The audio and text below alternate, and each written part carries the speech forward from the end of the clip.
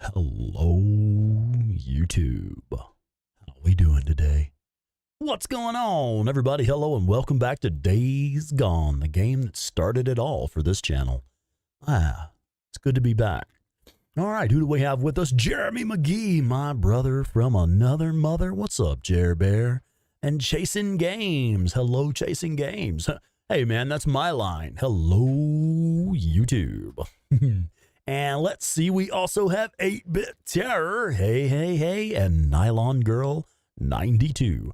And Violent Jones has just popped in. Jones, hello, and welcome. Yeah, well, that's enough folks for me to get started. That works for me, right? Let's go kick some ass. So actually, I got to share something really cool with y'all. This just happened. I'm actually going to go ahead and show y'all this clip that I was just watching. Well, yeah, fuck it. This is just too cool. I have to show you this. Claire and I were just watching this video clip that I just made.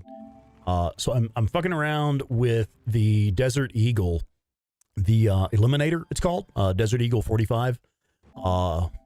And I did something that I've never seen done before. Just let me get to it here. I'm going to back it up a little bit. Watch this clip right here. Watch this shit closely. I've never seen this happen before. Deer crossing the road 2 years ago. You would have gone splat. Did y'all see that shit? I've never seen that happen before, man. This fucking little pistol is so badass. I've never been able to shoot one of the freakers out of the air once they initiate that jump at the bike. I've never seen that shit. Thousands of hours of gameplay. I've never seen that. Fucking nuts, man. I'll actually clip the bit down and put it on the subreddit or something later. But damn, that was cool, man. I just did that. I was sitting here warming up, just to get a little muscle memory on the controls, because I haven't played Days Gone since shit. I think our last episode about a week ago. So I was like, I want to get on here and get some muscle memory built up before we start the stream. And seen something I've never fucking seen before. Yeah, oh, you did see it. Okay, cool. Yeah, I'm glad y'all could actually make that out. Let's see, we also need to say hello to Ryan Alsop, my brother of fucking 25 years or some shit. Good Lord, man. I feel old now. Anyway, you're old when you have friends that have been good friends for multiple decades, man. Okay, so let's get back into the game, and let's say hello to Jane Sacker first. Hello, Jane. How are you? All right, back in the game. So I'm just kind of picking up where we were on last week's episode. I have no fucking idea what we were doing. I think we were just running around doing some random shit, weren't we? It looks like we had cleared... I believe we had finished clearing the Cascades as far as ambush camps, infestation zones, Nero injectors, ambush camps, infestation zones, Nero injectors. Yeah. Did I say that right? What about hordes? We still have one or two hordes available here. Yeah. And so I guess we kind of need to start clearing stuff in the Belknap region. Yeah, I'm ready. I'm going to go ahead and do it the way I would normally do it. I would normally come over here and I would unfog the map by doing the ambush camps first. That clears the way for finding all of the infestation zones, because it will show you where every single nest is. And it also clears the way for getting the Nero injectors, because it shows you where every single injector is. Now, we don't need to clear the infestation zones, because we can't fast travel on Survival 2 anyway. And we don't need to clear the Nero injectors, because we're on New Game Plus and can't level up anymore. But that's just how I like to do it, man. And I'll be honest, if I don't do it in that order, I kind of get lost and just don't know what the fuck I'm doing. So I've done it so many times that way, I just don't even know, man. Let's catch up with the chat briefly. D Marlowe 310. What's up, D Marlowe? How you doing, bud? And I've missed one. D Marlowe, you on top chat? No, I'm actually on live chat. There he is, James Guan. Thank God it's Friday. Shit, yeah, man. Right? All right. Yeah, let's rock and roll. Babe, it is really hot in here. We may actually have to turn the air conditioner on tonight. Yeah. I don't know if this is going to affect the lighting. I'm about to open up this window. Move the curtain out of the way. That might have an impact on the lighting. I don't know. All right. My first objective would be ambush camps. And Thrash Monkey is here, and Melissa S. as well. Melissa hopping in the shower, eating some leftover Chipotle. Right on. Okay, cool. Oh, welcome in. You know, I've never had Chipotle before. Is it really that good? I've never tried it. Yeah, I've never been. Okay. I cannot seem to get this mic where I want it, where it's out of my way, but still close to my face. And it's kind of blocking my view in my right eye. All right. Hell, where are the ambush camps around here? There's one. Yeah, let's go to this one. So yeah, those of you that popped in first, the ones of you that were already here a minute ago, y'all got to see something I've never seen before. I'll share it on the Days Gone subreddit later. And on the, we'll put it on the Discord as well. I actually managed to shoot a freaker out of the air while they were jumping at the bike. Never seen that before. Maybe it's coincidence that I've never seen it. Maybe it's coincidence that I managed to pull it off. But what I'm running, you can see there in the center screen, what I'm running for my sidearm is the Desert Eagle 45. I believe that's the Eliminator in-game. And it's actually a pretty badass little sidearm, man. I never messed around with it much because the ammo capacity is very low. I think the base magazine size is 9 rounds. And then the extended magazine is like 12, like 10 or 12 rounds or something like that. But, you know, let's have a look at it. Okay, so it's 9 rounds is the base. And then with the magazine upgrade, it's probably 12 or something. But another thing is the ammo, the reserve ammo is very low. Let's just briefly have a look at what it is here when it's full up. 27 pistol ammo. So it's not that bad. You have like 9 in the mag and 45 in reserve. That's with the up the ante skill that doubles it. So it would have been less than that without the upgrade. So that's one reason I never really ran with it. Like I recognize that it's a really powerful sidearm. It's just too low ammo capacity. Oh shit. Where the fuck did you come from? Hey, now that should have been a headshot. That also should have been a headshot. So it looks like the range is actually really limited on it. Fuck it, let's go loud. I gotta clear the camp. Bunch of murderers and thieves. Where do these assholes even come from? I mean, it's got to be somebody from the camp. But when did I get their attention like that? Let's see if that was someone from this camp. 1 of 15. All right. That's interesting. I really wasn't expecting that. And I was not expecting those headshots to fail to get a kill. That's really quite odd, actually. Anyway, Denny 07 and Mr. Dutchy Dutch. What's going on, y'all? Welcome in. Dutch, you're on playthrough number 36. Good Lord, man. Oh, hey, I wanted to thank you, Dutchy Dutch. It was, Claire, I don't remember if I told you specifically. It was Dutch that told us about that streaming software, the Prism Live. Yeah, so yeah, thanks, man. I remember you saying in your last stream that I was watching that you were streaming to both Twitch and YouTube, and I was like, really? How? Because we've been trying, and like we can't get it to work right with the software that we've tried to use. And I remember you mentioning that Prism Live. That's actually good shit, dude. I mentioned it to Claire, and she was like, yeah, I'll look into it. And then she looked into it and was like, yeah, this shit's great. It's doing exactly what we need it to do. So that's what has allowed her to start streaming on both YouTube and Twitch. And once we get all the details ironed out and get it set up where it's working consistently every time with the chat working properly and everything, we will very likely adopt that on this channel as well.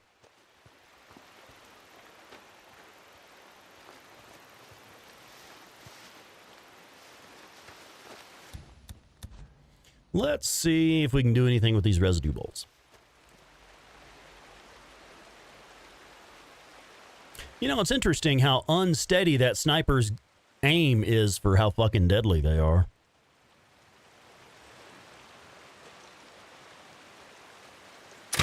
Boop. Okay. Disappear. Here we go.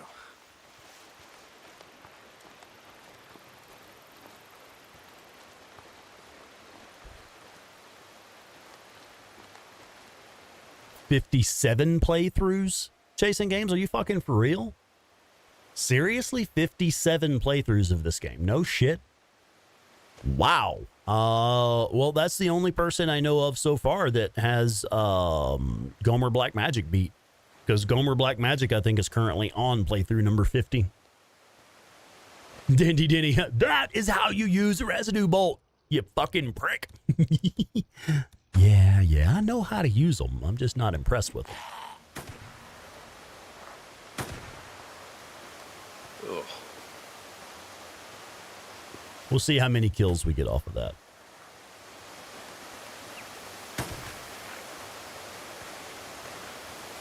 So far, 0.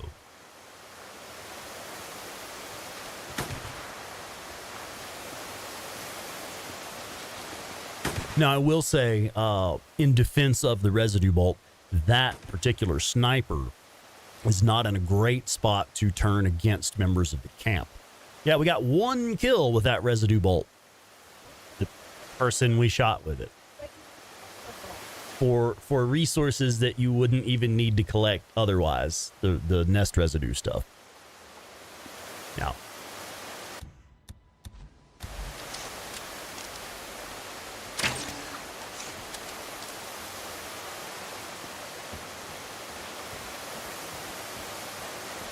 Yeah, I know how to use them.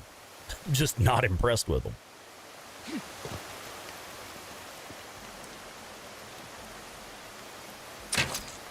Oh, that was some pretty badass blood spray on that. I don't know if y'all can make it out on your screens, but that was some killer fucking blood spray.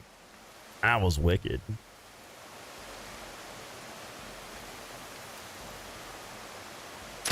Oh, that was my fault. I just missed. Entirely my fault. Shit, I want to reload now. I kind of actually wanted to do it nice and quiet if possible. Yeah, that was entirely my fault. I just missed. Wonder if we can regain stealth. Probably not.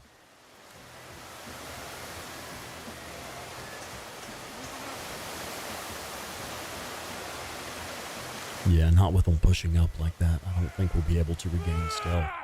Oh, shit. Maybe. How you like killing drifters, is that it? How you like it now? Maybe if nobody else pushes up, we'll be able to regain stealth. I know that Desert Eagle looks pretty fucking bad with that oil filter suppressor sticking off of it. That looks pretty cool.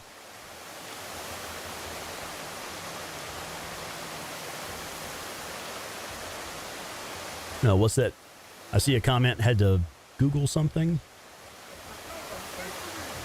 Oh, here? Yeah. They are all. Let's see where everybody's at.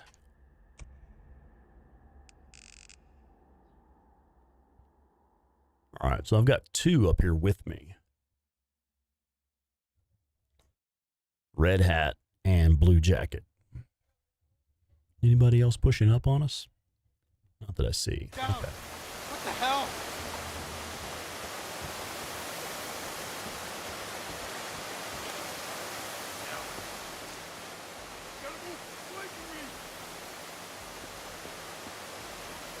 Well, here we go. Oh, that took his head off even at that range. See, the first Marauder that we encountered when we rolled up on this camp, I really expected both of those headshots to count as a headshot kill because this pistol is pretty fucking effective even at like medium range.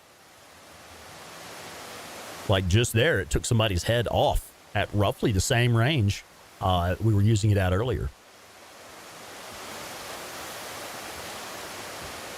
Let's double check. Let's see if there's anybody up here with us. No, nobody up here with us? Okay, I'll push up a little bit.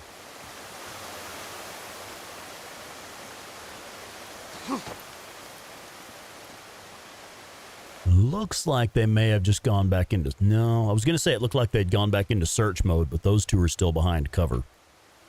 So they're still expecting trouble right now. Well, we've got two of them grouped up behind cover. Let's see if we can defeat their cover. Shit, no. Let's see if we can do it like this. Oh, that ought to work. Hey, guys. Yeah, fuck your cover. It blew him off the back of the cliff. That's awesome. I was not expecting that. That worked out way better than expected. All right, who else? I know there was one moving over here. Let's see. Let's go into photo mode and see if we can tether to anybody. Nope, nobody's close enough to tether onto. For those of you that don't know that trick, if you're in photo mode, you can click R3 and it will tether the camera to nearby NPCs. Nobody's close enough for it to work on them.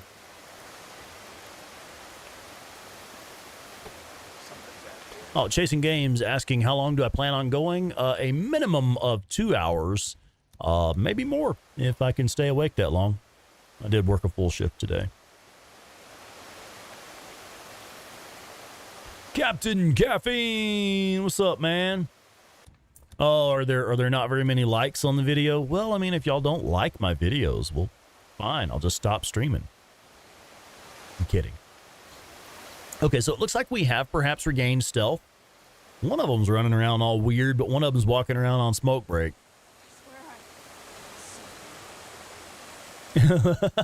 There, one's on this side of the cover, one's on the other side of it. It's like, we don't know where the shots are coming from. We'll just hide on both sides.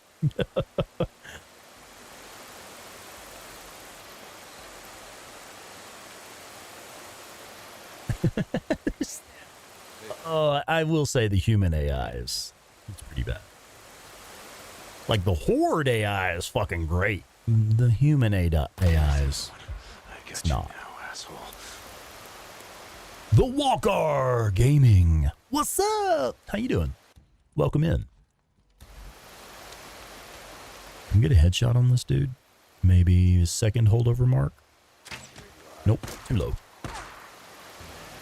Wow, it's interesting. When you miss with that crossbow, even though it's silent, it's like they know right where the fuck it came from, dude.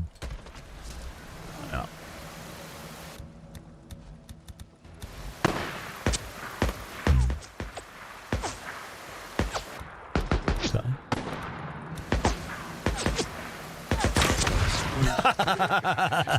Now that was fun. You got 3 kills with 1 explosive bolt. That was nice. See, that's way more effective than residue bolts.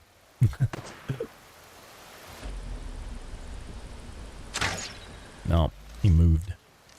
He, she, whatever.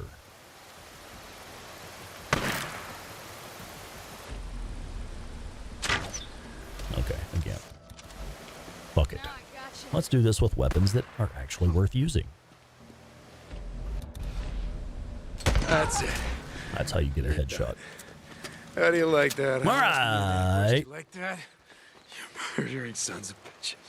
Oh, by the way, the bunker's right over here. All right. Where did you hide your bunker, huh? I know you got one. Right over here. Somewhere. There we go. There it is. Yeah. Down the hatch. Let's see. Oh, we need to say hello to Scott. What's up, Scott? Ian, how you doing? Yeah, they Chasing Games definitely got their money's worth out of it, didn't they? 50 playthroughs, or 57 playthroughs. Sorry, yeah, let's not get that count wrong. Yeah. All right. Okay, so let's unlock this ambush camp. Here we go. Hey, this is handy. A map. All marked up, yeah, and that. Oh, yeah, DeMarlo, the attractor bombs, yeah. That is fun. If you use an attractor bomb on human enemies, well, let's back up a little bit. If you use an attractor on human enemies, you throw an attractor out, there's humans around, they'll just come up and stomp on it and break it so it stops making noise. But if you throw an attractor bomb around human enemies, they'll run up and stomp on it, and it explodes and fucking kills them. It's great. I like using that sometimes on the heavy enemies, like the actual like late game heavily armored enemies, Ripper heavies. It's really fun on Ripper heavies because they'll run up and step on it and it just kills them. It's great. It's good stuff. Yeah, we may show it in the next camp. Yeah. All right, so we have completed this ambush camp, and I'm actually going to change up my loadout a little bit. Oh shit, Jane Sacker, check it out, Miss Jane. Thank you so much. I really do appreciate all of those contributions to the channel, especially right now, because we're getting ready for Days Gone Com, and just the way it's working out, everything that we got in the month of March will actually go toward Days Gone Com. That'll help us pay for the hotel. It'll help us pay for, like whatever activities we do during the event. So like that shit really does help, and it really does come back into the channel and back into the community. That's what we use that money for. We use it to buy new games with. We use it to buy new hardware with, new software. The subscription-based services that we have to use, like for example, good Lord, babe, how much was that Adobe Premiere Pro? Yeah, so like, and that's like the base version, isn't it? Yeah, one of the lower tier versions for sure. We go ahead and we pay for like pro video editing software, the Adobe Premiere Pro stuff, the paid version. That shit was like nearly $300 for a year of it. So I mean, that's the kind of stuff we're talking about when we say that the money that comes in from those contributions goes back into the channel. We mean that literally. Jaminda Pereira, hello and welcome. Yeah, Cap, I know, man. Everything, literally everything is subscription-based services now. It's even gaming is gaming as a service. It's like, no, dude, let me just buy the game, and maybe I'll buy some DLC for it if some DLC comes out that I'm excited for. But no, dude, I don't want to pay a monthly service just to play games. I don't. I'm kind of not all about that.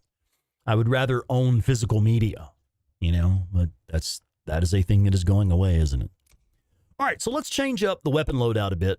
Yeah, Dandy Denny, it's exactly what I was just saying. You don't own anything. I'd rather, because like, let's say, Spotify. Okay, Spotify as an example. I used Spotify for many years. I've recently switched to YouTube Music, but just because I have the YouTube Premium membership. But Spotify I used for years. I would get an Amazon gift card.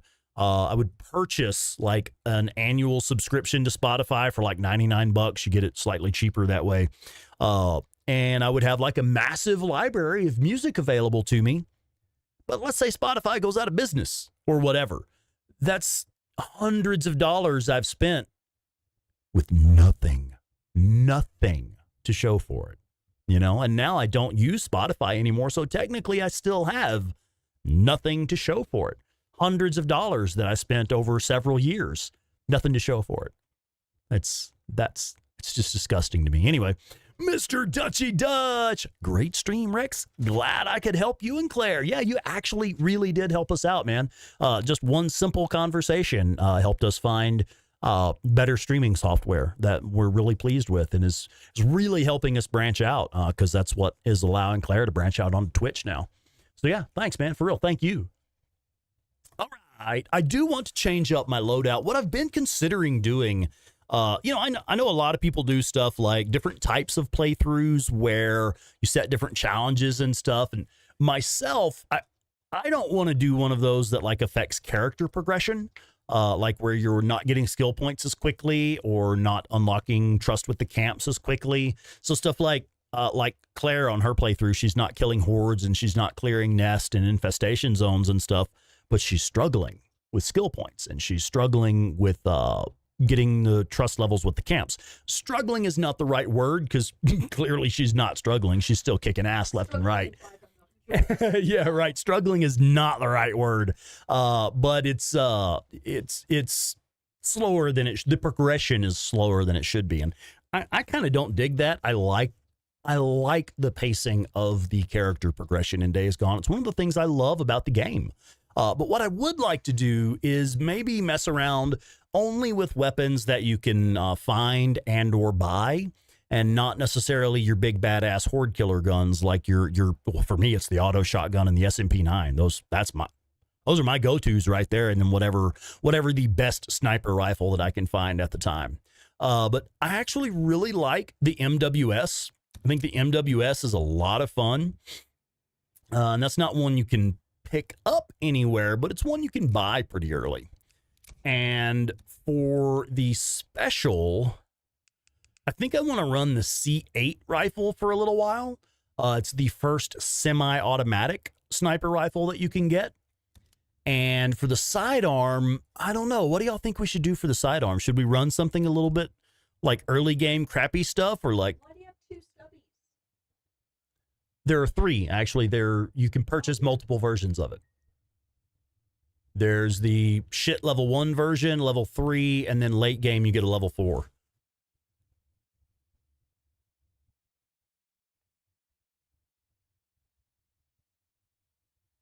Subscription-based unlimited ammo. There's probably in-app purchases for that. There's microtransactions for that, I'm sure. Barafi, the sheriff. That's a good idea. The sheriff is a good one. I personally prefer the mayor simply because the damage is higher on it. But let's have a look at the sheriff. The sheriff is the one you get from Iron Mike, right? That's Iron Mike's sidearm. The little stubby. I like the little stubby. I haven't run the sheriff in a while. Let's do that. That's a good suggestion.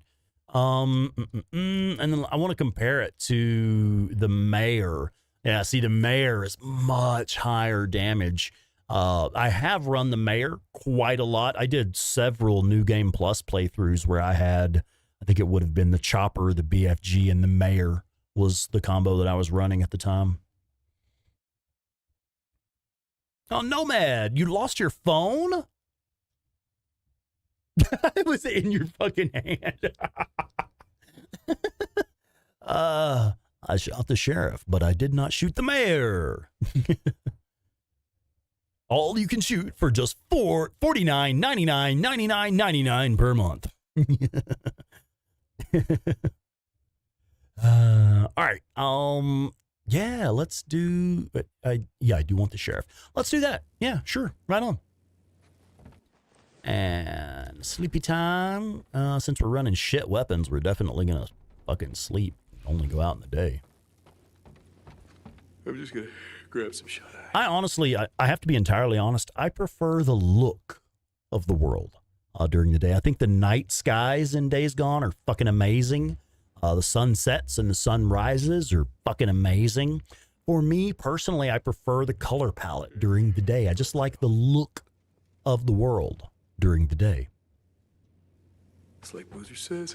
It's one of the main reasons I used to camp. It's one of the main reasons I used to camp at night and only go out at first light.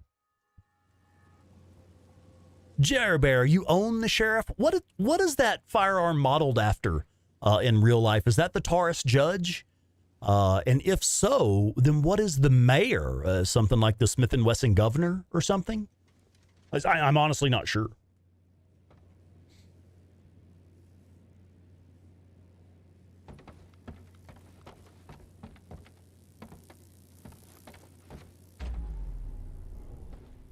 Okay, let's go.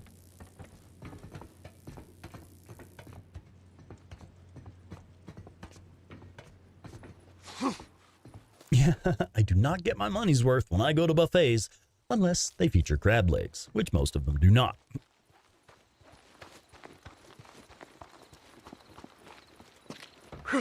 And can you put a suppressor on this? Looks like you can. Cool. Do we even need anything off of these guys? We probably don't. I think we're just about full up on everything that we can carry. I could use a couple of growlers and some polystyrene. Yeah, we could make a few of these. Yeah, we might as well. Let's go ahead and make some of these, and then we'll go ahead and loot these corpses. Now, the reason all of these, you can see the weapons in my weapon wheel are all at 0 ammo. I just equipped weapons that I had not been carrying, and I chose not to purchase ammo from the locker. I'm instead going to just use my saddlebags. So for a little while, I'm going to have like 0 ammo on me. That's one reason I'm crafting throwables. Because if something does roll up on me, I want to have the ability to take them out. Old Lady Deep Geek and Short Round 007. Who did I miss? Nomad. Oh, I said hi to Nomad. Oh, you did? Yeah, Nomad was talking about losing his phone earlier. Oh, okay, Yeah. sorry. Yeah, Claire's over here helping me out, make sure I don't miss saying hi to anybody. No, she's Might be useful. Oh, now you're stepping away to work. I see how it is. No, I'm just do you fucking with want you. a video edited? I mean, I guess. Get your ass to work, woman. I mean, thank you, baby. I really was just kidding. Yeah, ammo.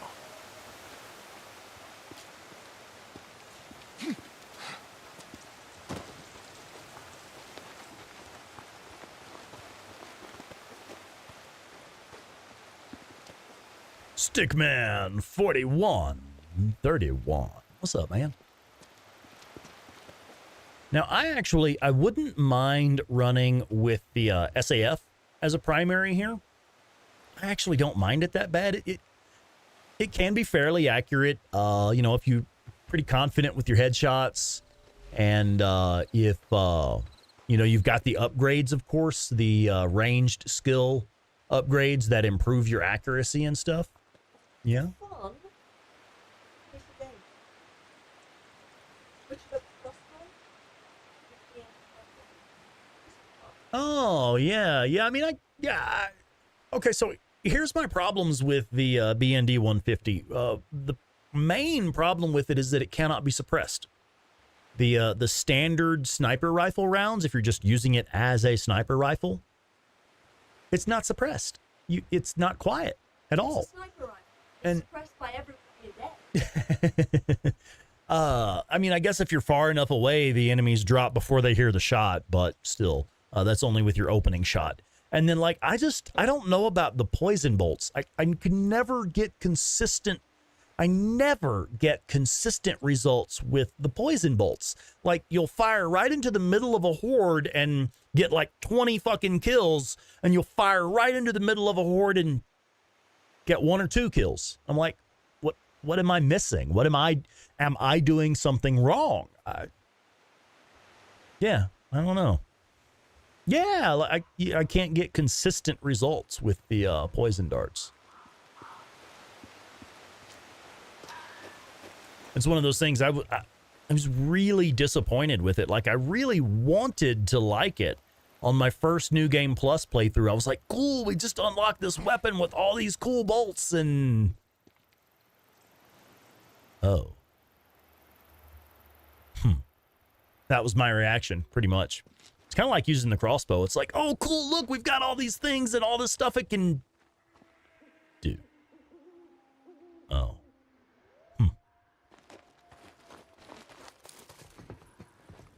The taser, too. I was really hoping for something cool from the taser. Let's see, where's that locker at again?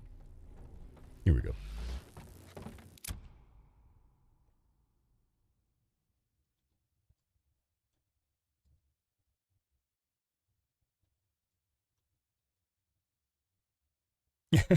Rex, so I started blasting... Spawnicus, so I started blasting Rex. Needs a suppressor? No, but I do like having them. Let's see, what is this? Is the BND? Okay.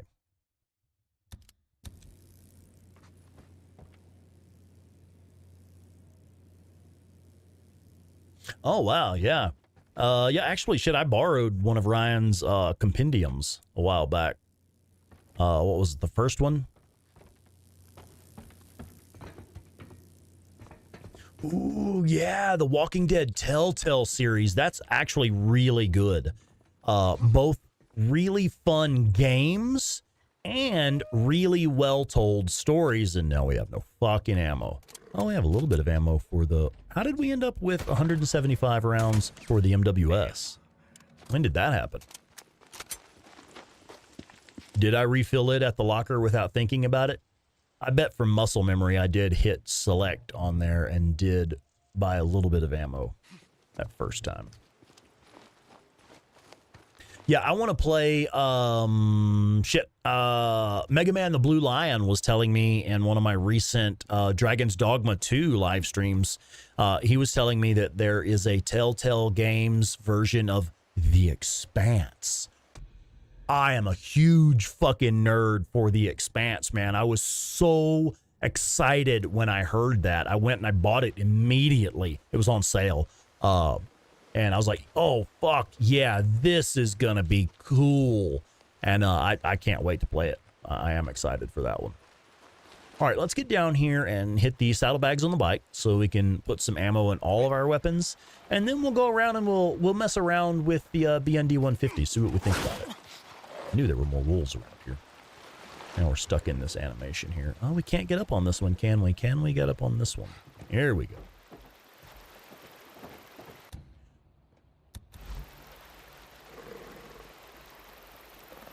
There he is.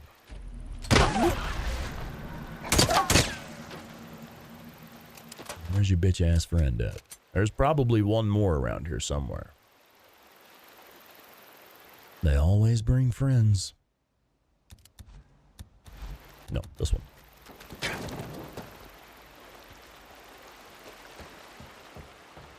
Ooh, The Wolf Among Us 2. The Wolf Among Us was a lot of fun. My daughter played that one. I watched her do a playthrough of it. That was really cool. Oh, there's berries right there beside the plant, by the tree. I saw that they have a Game of Thrones. Has anyone played that? Do y'all know if it's any good or not? I saw that there was one, but I was always...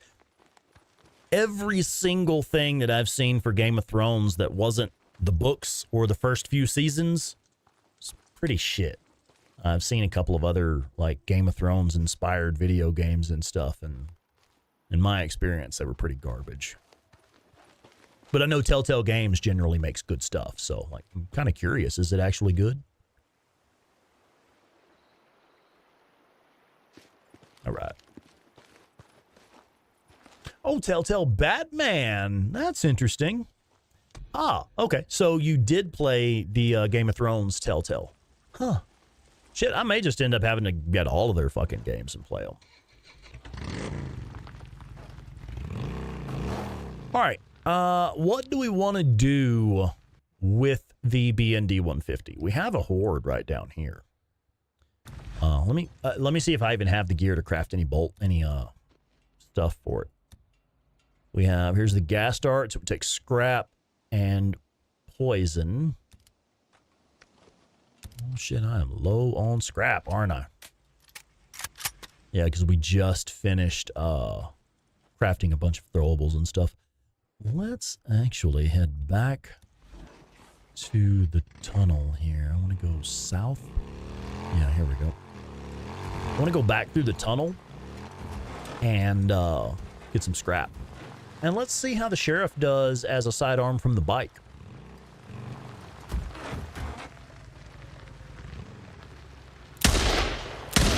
Two shots. I like the sound of it. It's got good audio. Like it sounds like you're firing a massive fucking revolver. Oh yeah, I bet the BND does eat scrap. But I'm low on scrap right now because I had just made a bunch of throwables and explosives and stuff. May have crafted some crossbow bolts recently as well. Yeah, the tree break worked well, didn't it? Tactical stop on the tree. All right, let's get in here and get some scrap. These tunnels are one of the best places in the game to get scrap. Quite often there's scrap just laying around the sides. There's literally nothing in there. Well, that's worse than opening it and finding a suppressor. But yeah, there's a lot of scrap just laying around the sides that will respawn. But then there's also the vehicles under the hood. Yeah, see, like here's some right here. This will respawn. We've actually been picking up some scrap in this playthrough, haven't we? Oh, that's right. We were using a crossbow. Webster Ross. What's up, Ross? How you doing, man?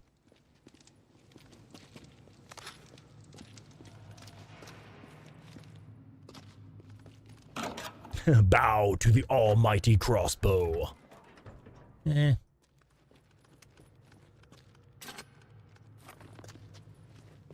Oh, that's weird. Check that out. I've never seen the scrap icon peeking through the hood like that. That's weird.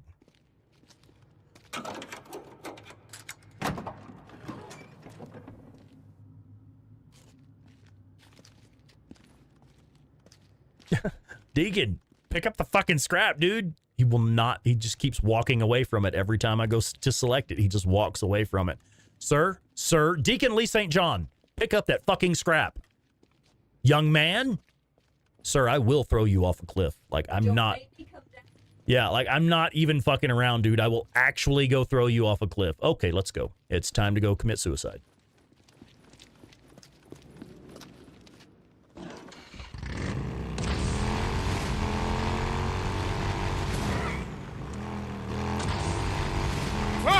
There. That's what you get. Now go pick up that fucking scrap. Little bastard. See if we can knock some sense into him. Where was it? Right there? No. Actually. Was it actually glitched out or something? No, it was one of those little cars that was a little red car with the hood up. Wasn't it this one right here? Okay, it's being kind of fucky. Whatever. I guess I'll let you live, Deacon St. John. Ah, yes, having Deacon kill himself.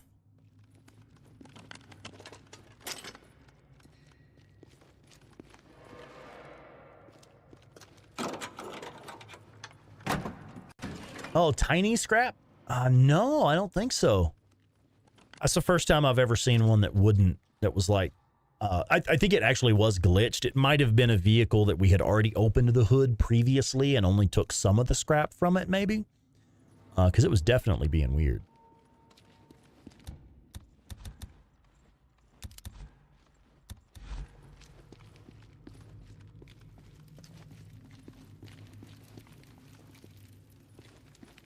I guess we should get the stuff out of the trunks, too. We did just make a whole bunch of craftable items. Yeah, Deacon St. John. Jeez, what a name. Andy Lorian. Yeah, you said it best. Ooh, young man. Son of a preacher man.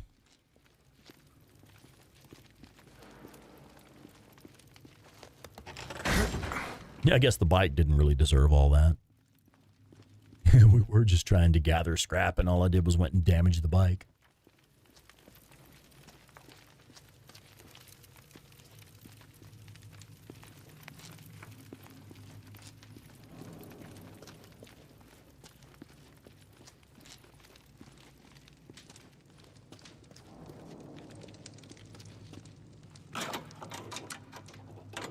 You get the tiny scrap every now and then, very rare. Teeny tiny small pipe in a burned out building outside Diamond Lake. That's interesting. Raffy, get that damn scrap. Yeah, right. Oh, check this out. This is kind of funny. It looks like Deacon's got like a bunch of gray in his beard. Just well, I guess he does have actually, but it looked more gray with the angle of the lighting there. Yeah, thanks, Baraffy. I appreciate you, man. Hell yeah. I don't know why, but I've been waiting all week to say Deacon Lee St. John. So I'm actually kind of glad something messed up and he wasn't acting right, because I've been looking for a reason to say that all week long. Yeah, we did use a med kit earlier. Ah, Ross, that's a great question, man. I was just thinking about that. I own Gauntlet. I did buy Gauntlet. And I'm sorry, who suggested that? Short Round? Yeah. So I did purchase Gauntlet. That's one I think would be a lot of fun. What is the max number of players in that? Is it like four players, or do we know? I see Ross saying see y'all later.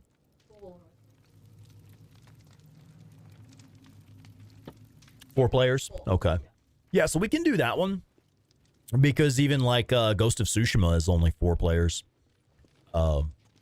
Which we still managed to have a good time with that. So Ghost of Tsushima is a big hit. The Legends mode on that. Oh, hey, look, we're almost maxed out on scrap now. Let's go ahead and make some of these darts then. Oh, shit, and Nylon Girl 92 wins the next member co-op. I do need to put that in the calendar, don't I? 1 second here. Let's finish crafting these stuff for the thing or something. I don't know.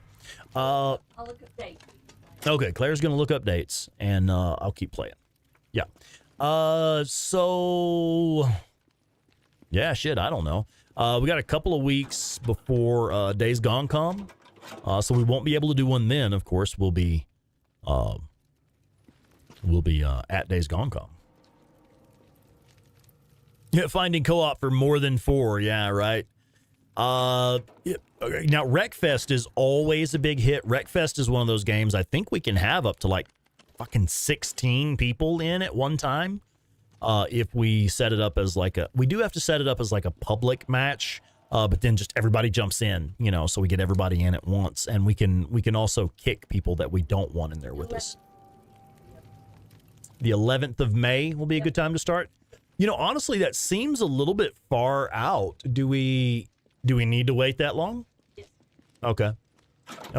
11th of May will be the next member co-op session. Claire's looking at the calendar now and comparing it to stuff that we have coming up. And, of course, Days Gone Com and stuff that we'll need to work around. But, yeah, May 11th, we will do another co-op session. I guess, really, we should maybe put a vote on the Discord or something. How do you reckon we ought to handle that, babe? She's probably... Yeah, I'm playing it. All right, yeah, we'll figure it out in a bit. We'll be announcing the official game that we're going to do next before long. Webster Ross using that member highlighted chat to say dinkin' shit, John.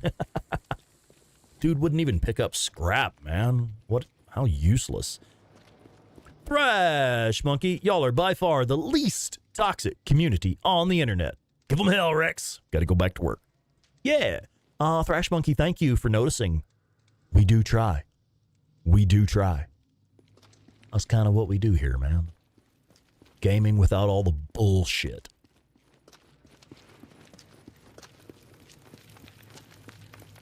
Like, I had, so I should bring this up. I am playing Dragon's Dogma 2 on my Monday and Wednesday night live streams. And, folks, I am having a fucking blast with that game. I'm having so much fun with it. But there's a lot of drama behind Dragon's Dogma 2 right now because they put microtransactions in but had not announced it in any way. It was kind of sneaky. They had actually released the review versions for bigger channels to review it early and didn't say a word about it having microtransactions in it.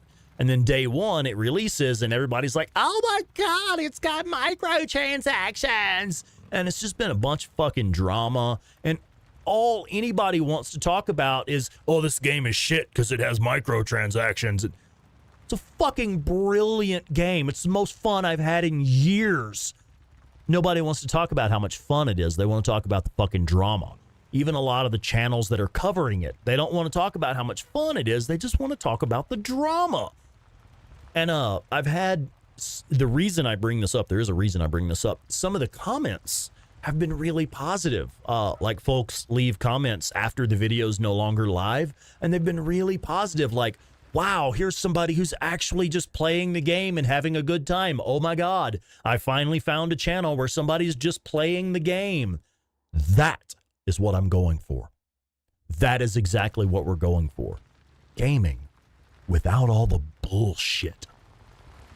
So anyway, thank you for giving me a perfect opportunity to rant about that for a second. Because it's actually really frustrating, man. It's like I paid $80 you guys paid $80 for that game, basically. That's what I was talking about. These viewer contributions going back into the channel so we can buy new games and stuff. I paid that much for it because I was super, super, super excited to play it and super excited to share that playthrough with you guys. I wanted to share my enthusiasm for it with you. And most of what I'm hearing is, oh, it's got microtransactions. Get the fuck out of here and just enjoy the game, man. So anyway, that is all. Carry on. Sniper. Oh, no, sniper. Oh, we are fucking caught out in the open. Get me to cover. Please get me to cover. Oh, holy shit. Oh, okay. All right. Well, we wanted to mess around with this guy right here. Jer Bear, I see you just popped up in the comments there. What the hell is 6mm ammo? Is that a thing? 6mm? I've never heard of that. Is that a thing that exists? Certainly not any kind of standard round.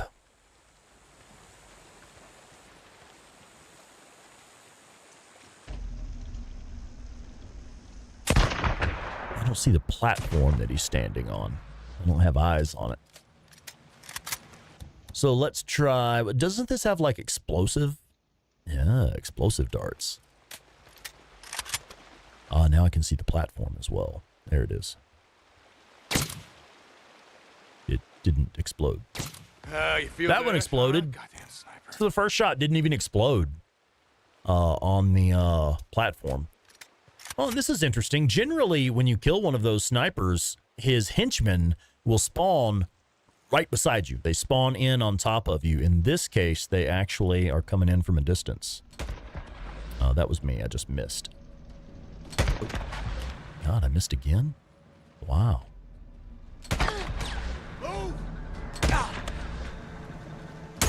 There it is. Anybody else? Only 2 henchmen with the sniper?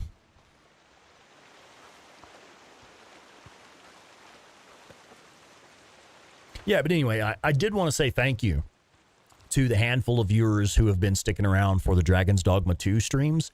Guys, I'm having a blast with that. Please pop in and join me.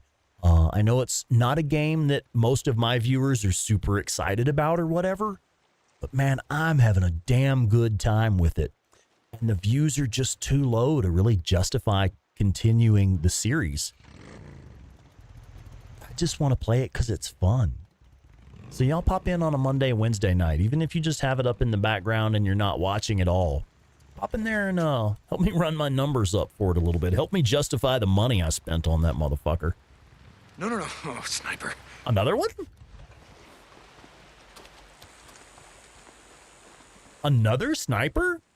It is possible there's 2. I've had 2 snipers spawn in right on top of each other just recently. See, on top of the gas station. Ah, there he is. Yep. Oh, get away from that explosive barrel, Deacon Lee St. John. No, sir. Do not take cover beside an explosive barrel. That's just terrible tactics. See, they spawn right on top of you. Oh, that's interesting about the sheriff. I know the mayor has like the targeting reticle for the mayor is just like the double bracket thing. It's really difficult to get accurate headshots with this. This one is actually a pistol targeting reticle. Fairly accurate too. Look at that shit. If you're crouched and in focus mode, that's a pretty tight targeting reticle. Damn. Oh, and actually I missed, Jer Bear, did you answer my question already? I asked you about the difference between the sheriff and the mayor. Are those modeled after like the Taurus judge and the Smith & Wesson governor, is it? I believe. I didn't notice I didn't see if you had responded. Apologies. The mayor is the judge. Okay. made by Taurus. Yeah.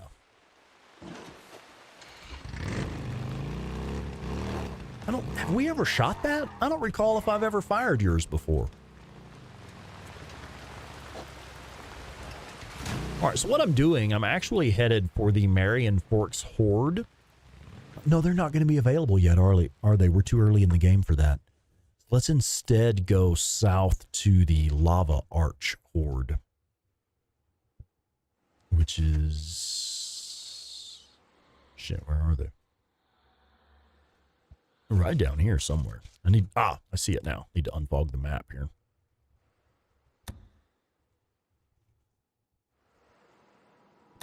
There it is.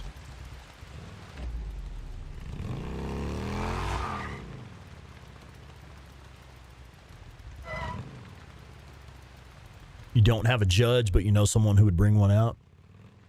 I thought you said you had one of those. Couple of folks, actually. Yeah, I imagine so. Oh, hey, we need to say hello to Mr. Johnson, 487. Bear trap! My leg! Oh, it's getting close to nighttime? How the hell is it almost nighttime? We just camped. Guess we have been fucking around a little bit.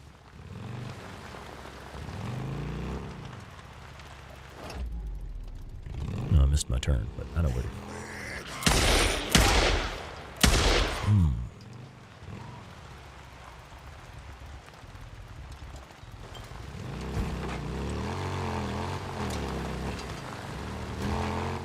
We'll see if we can get up here before they turn out for the evening.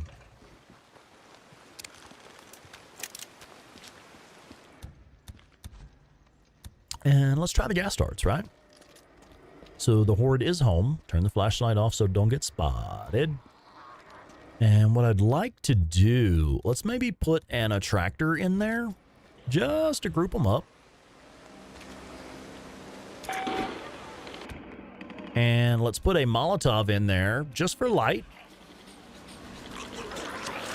And then let's try one of these gas darts. See how many kills we get. We fired one gas dart into the crowd. We did get some kills, but they were still able to approach us. So let's put a cloud right there in front of them. It did stop a few of them. It did kill them, but it killed them a few seconds later. Interesting.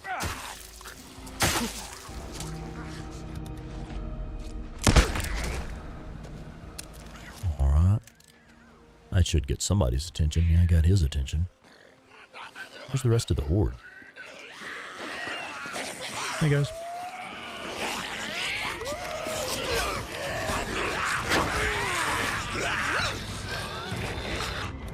Here we go. Okay, so there's the ones in the front there. Yeah, that was not an optimal shot. We only got one kill, but I realized that was not an optimal shot. Let's see if we get any kills for that one. Interesting. Almost out. One kill, two. Yeah, okay, we got a few more after that. It did actually drop a few. Interesting. Oop, that was me. I just missed.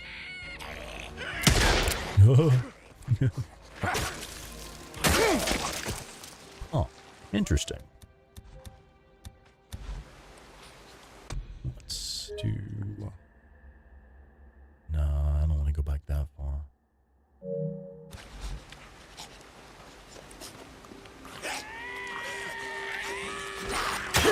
At times like this, I miss my auto shotgun. What the fuck? Is that the rest of the horde?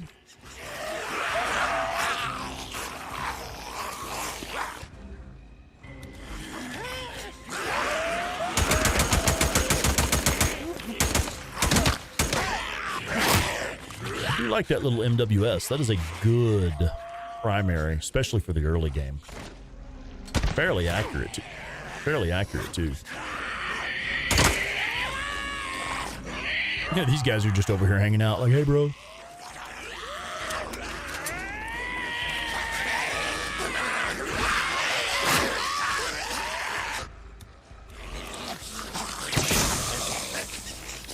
See if we get those. It did not kill them. killed somebody. At least one. Yeah, see, we only got one kill with that gas dart. We're out of ammo with it right now. Interesting.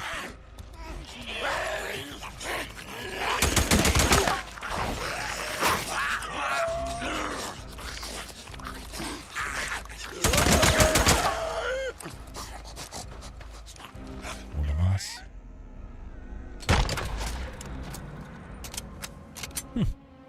Interesting. All right. I guess we could try it on some bigger hordes later on.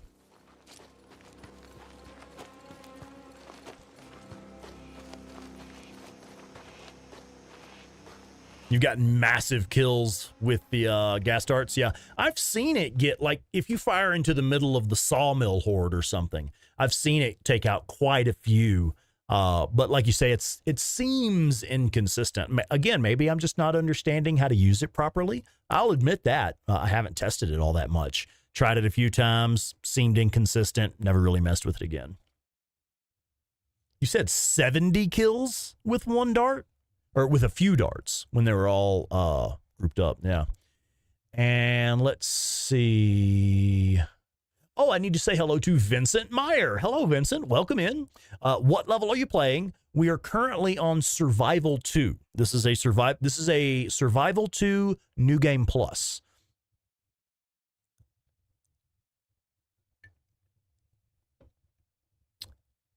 Yeah, the auto shotgun. Yeah, that is my favorite weapon in the game. We're just trying some different weapons, just playing different stuff. I kind of find myself pigeonholed into the same play style and the same loadout because I've found, after thousands of hours of gameplay, I found what I consider the optimal loadout for my play style. But I do get kind of tired of doing the same things over and over, so I do intend to do it a bit differently from time to time. Let's go back up to this ambush camp that we just unlocked. We'll change our loadout a little bit more, and we'll go do some more ambush camps. Because that was my plan for tonight, was to kind of clear the map in the Belknap region. And Alex Andrew has joined us. Alex, welcome in, man. Good to see you. Welcome, welcome. How are you?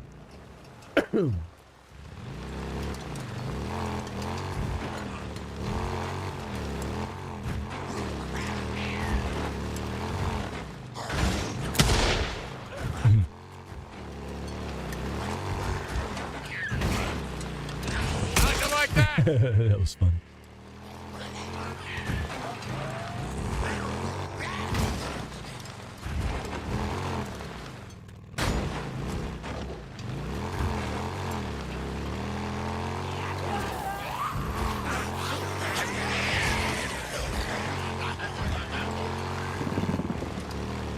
Ooh.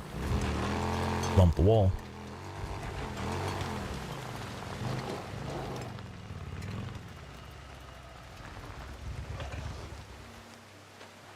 Yeah, let's grab some fuel while we're here.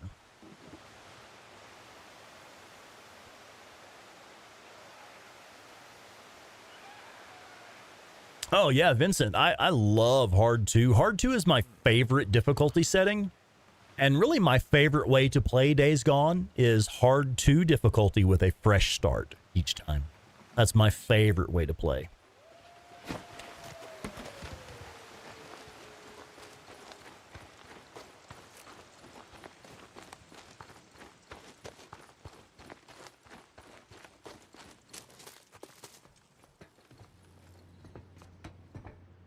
Yep, the auto shotgun and the BFG sniper rifle, yeah, and then of course the SMP9. For me, that is like the optimal loadout: auto shotgun, BFG sniper rifle, and the SMP9 sidearm, and you can handle pretty much anything that Days Gone can throw at you. The only thing that I would say would be like a better loadout would be the Chicago Chopper, the BFG, and the SMP9. Oh, D. Marlowe, what video is that? Oh, yeah. Yeah, I took out the BND with the gas darts. Yeah, I remember seeing that on your channel, actually. And Dr. Salvador. Welcome in, Doctor. Pleasure. Spawnicus, in your opinion, who did the most work for Lost Lake? Militia or Rippers? Who did the most work for Lost Lake? Do you mean who did the most damage to Lost Lake? I apologize, I don't fully understand the question. Yeah, Cap, thank you for mentioning that. Yeah, D. Marlowe, man, you're welcome to share that on our Discord, brother. Yeah, absolutely. Folks might like to see that. In fact, shit, link some of your earlier stuff. Like, I'll tell y'all now, D. Marlowe 310 is actually one of the people who inspired me to start making Days Gone videos in the early days. I saw your video where you took out the sawmill horde with like 100 remote bombs. You had discovered that glitch where you could like spawn in a bunch of craftable items, which of course has been patched out since. But I remember seeing that video and was like, huh, I guess there are lots of different ways to take out the hordes, aren't there? Huh. And that got me thinking and made me make a video.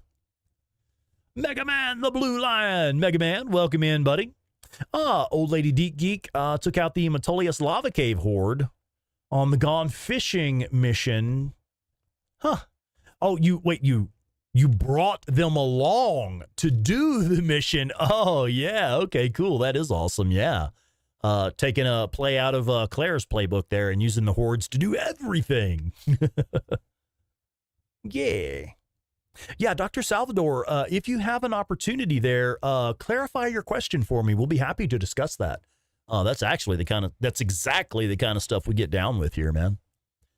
Let's see. All right, so for primary, I'll tell you, I ran the US 556, the MG 45, and very likely the early game little stubby. It probably would have been like, I don't remember which one you buy from Tucker's Camp.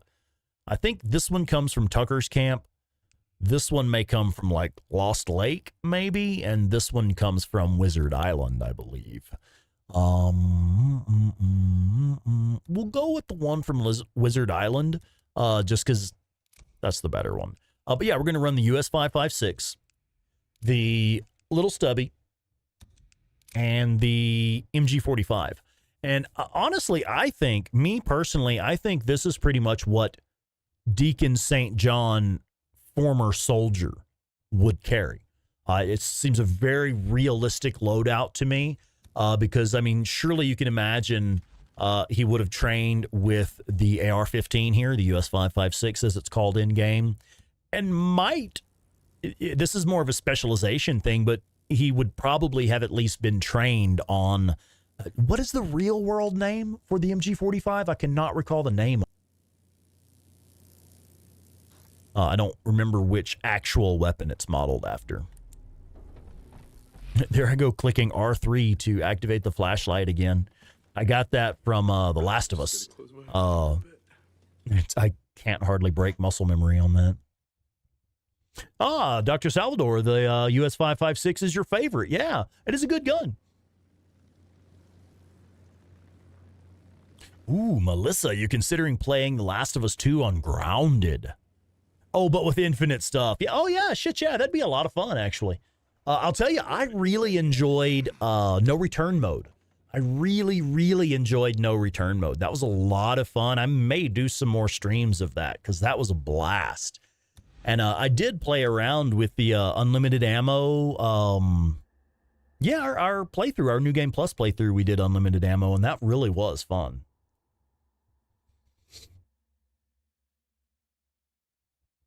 Oh, it's the Saw, the M249. Okay. Which that's interesting. You're probably right. Well, Nomad says it's an H&K MG4, which I'm not familiar with. I've heard of the M249. In fact, I know this is kind of ridiculous, but my brother and one of our good buddies, we used to play PUBG. And when we were playing PUBG, my favorite weapon in PUBG was the M249. Anytime I could pick that, if we found one, like my brother and our buddy Richard would be like, yeah, you can have it. We know you want it. We know you're going to run it and get some kills with it. So yeah, pick it up, dude. Take it. Joe Schmo 0216 and hello Spawnicus Rex. What's up, man? How y'all doing?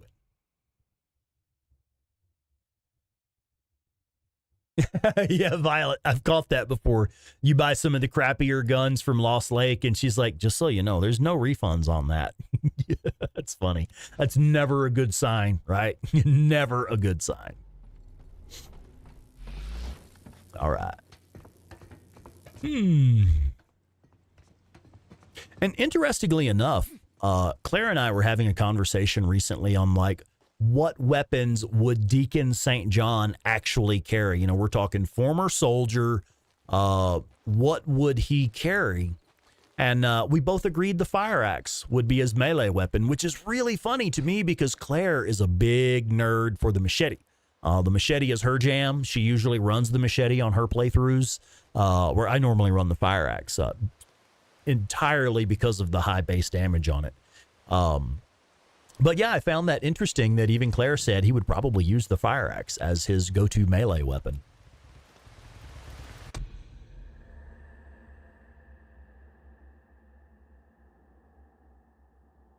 The problem, Dr. Salvador, I see you mentioned there that it was rushed and that there was no time to develop it. Exactly the opposite, actually. They had to cut a lot of what was intended to be there. So yeah, it was rushed, but in that they took a lot of what was supposed to be there and had to cut it out in order to finish the game in time. So there was a lot more intended for that region. In fact, they shot a lot of scenes. They recorded a lot of dialogue and voiceover. There was a lot of stuff that was supposed to be included in some of that late game content that just didn't make it into the final product. Okay, I want to continue with ambush camps. There are only 3 in this region. That's right. So there's one down here, right over here, I believe. And then one down here-ish. Was it? Shit, I actually don't remember exactly where it's at. Isn't that weird? I've played this game so many times. I think it's here. The Ripper ambush camp. I know it's in the southeast corner. It's like Black Crater? Yeah. God, I can never find it either. Zoom out. It's got to be one of It's like right. Yeah, right in here. So is it that far east or west, I mean? Yeah. So it's not like down here somewhere? No, it's I know you just did that it's like it's- yesterday, I think it didn't might you? be like here. Like this shit here? Yeah. Yeah, I think you're right. Yeah. All right. Once we get close, we'll find it. All right, let's go do another ambush camp, but with a slightly different loadout this time. We're going to run the US 5.56, the MG45, and the little stubby. Above the river, you said? Wait, what? Let's get closer. Let's actually unfog the map down there, get a little bit closer, and we'll have a look at it.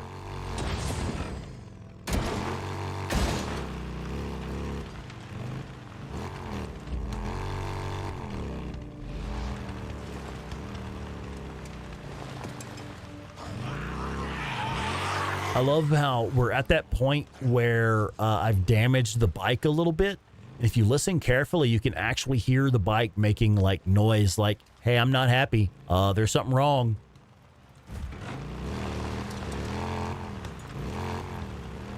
A little bit of backfire here and there. Oh, hang on. Let's say hello to... Oh my goodness, I don't want to mispronounce your name. I'm so sorry. Oscar Defoe. Okay. I'm going to call you Oscar Defoe. Oscar Defoe. Welcome in and hello to Sweden. Pleasure to have you with us this evening. Or morning or whatever it is for you. Thanks for being here. Oh, yeah. Violent Jones. Yeah, thank you for the shout out to Claire's podcast right there. Shit, yeah. Folks, if you're fans of Days Gone and you have not checked out the Days Gone podcast, shame on you. Check it out, for real. It's available on all listening apps, all podcast listening apps. But the best way to do it for us would be to view it on YouTube. There's no actual video, it's just audio files. But if you watch it on YouTube, it's monetized for her. So she'll at least get like a little bit of ad revenue off of it. That really would be a big help.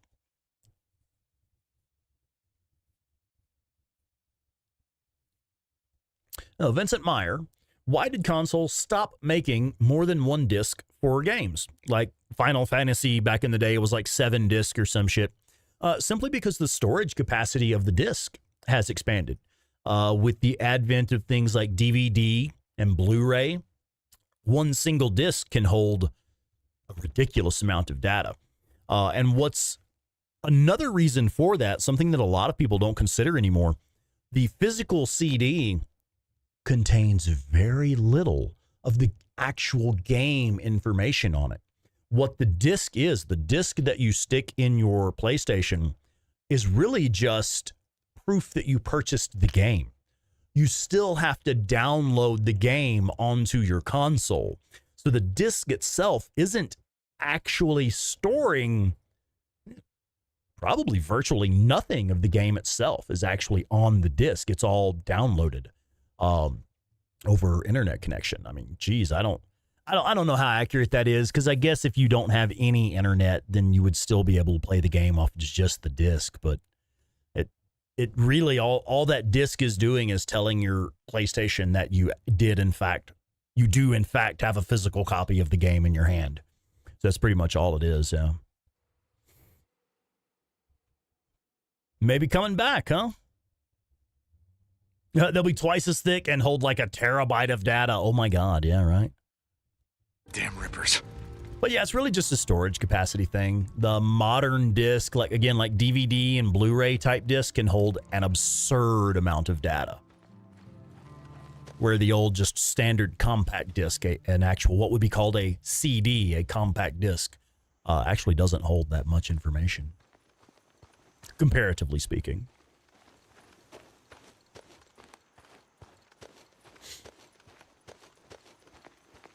Yeah, and here is where the camp is. It's pretty much like due west of this Nero checkpoint, just a little bit north of there.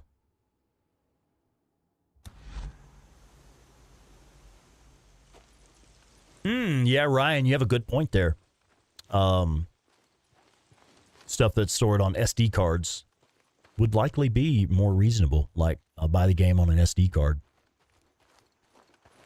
More like an old school cartridge for the Game Boy and stuff.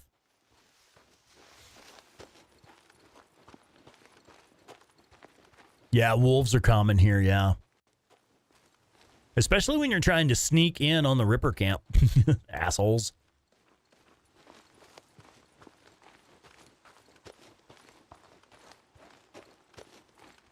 There he is. I'd like to get an angle on this sniper. Can we get a headshot from here? I don't know that it's possible with this weapon. The range is pretty good on this, but likely not that good. Yeah, it registered the hit. It was not a kill.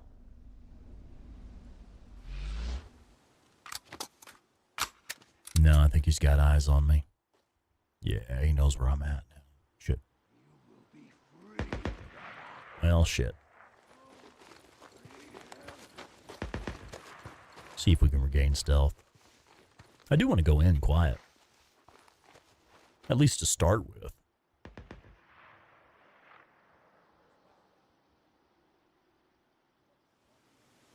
Yeah, the binoculars are useful for scouting the place out. Another thing I use it for, if I have a sniper rifle equipped, you can actually scope in on somebody with the binoculars, and then when you transfer to your rifle, it will pretty much automatically target in on them. Can work that way.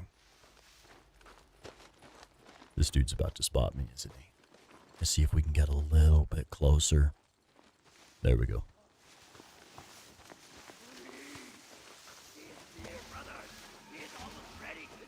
Search for them. The lost soldiers.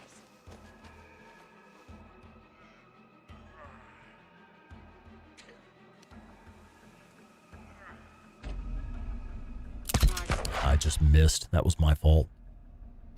There we go. I gotta kill them all.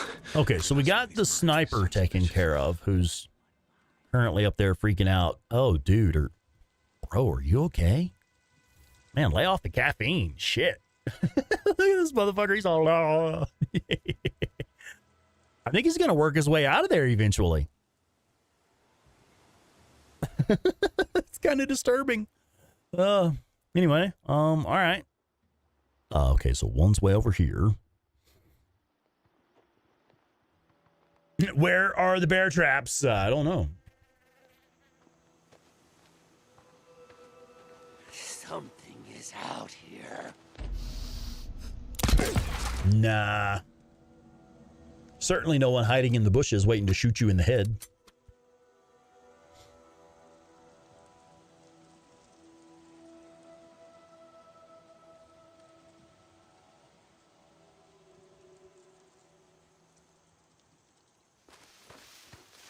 All right, let's move in.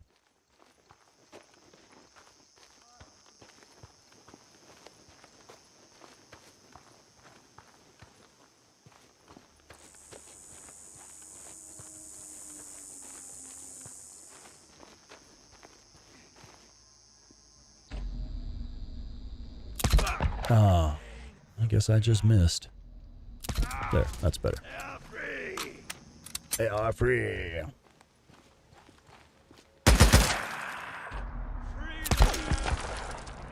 Bunch of murdering sons of bitches.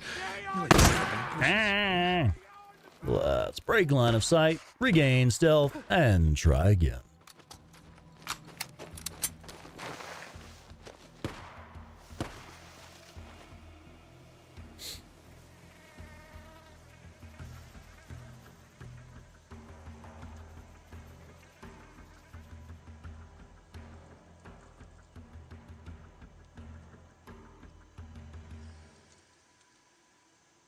Okay, the music just died out, so I think we're clear.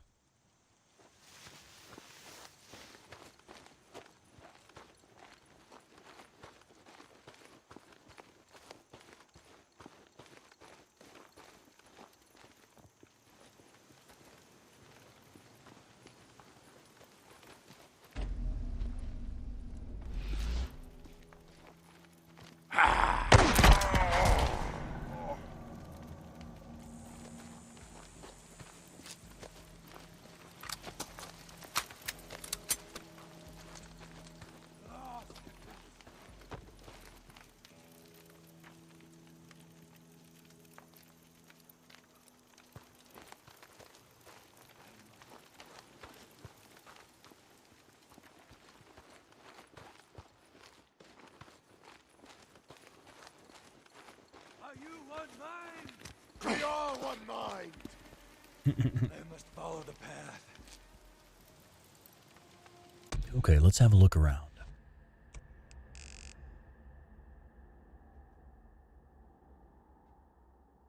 Nobody up here?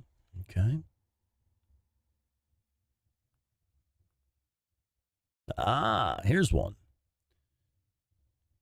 Where is he at in relation to us, though? Ah, right there. Okay, so he's just around the front of this barricade here. He's gone.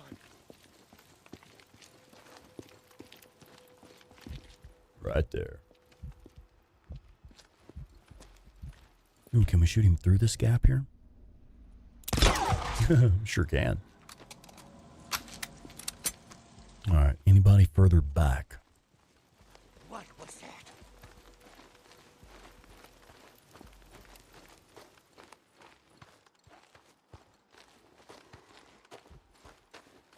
Right there.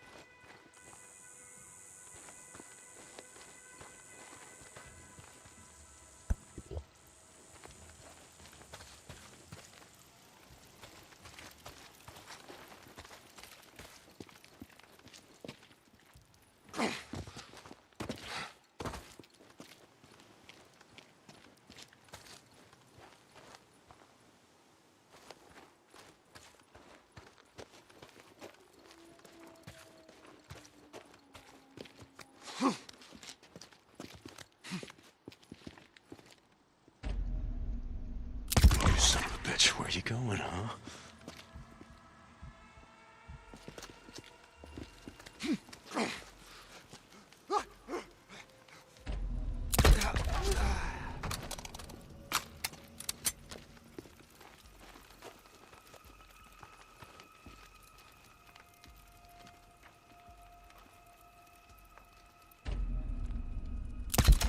Nice.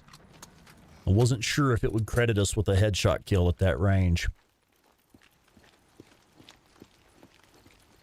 Yeah, I actually used this the US 5.56 for most of my first playthrough. It's just so damned accurate. And once you get the extended magazine for it, it's what, like 50 rounds?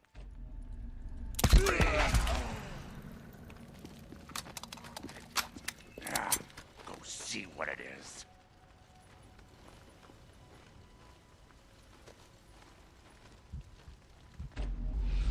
Not this time.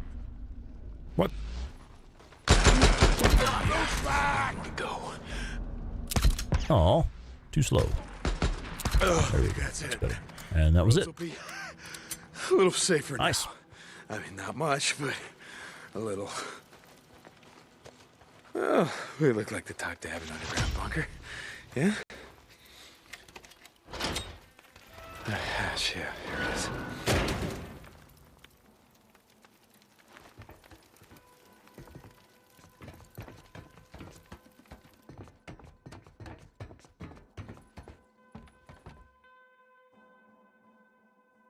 Oh, Nomad, you use it simply because you're an AR guy. Yeah, and me too, as well. I mean, I own almost the exact same rifle myself. And I love it. All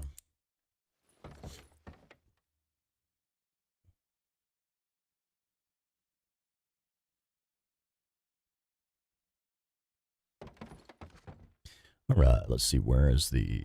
Here's the map. Hello, a map. Looks like they marked it up pretty good. Yeah.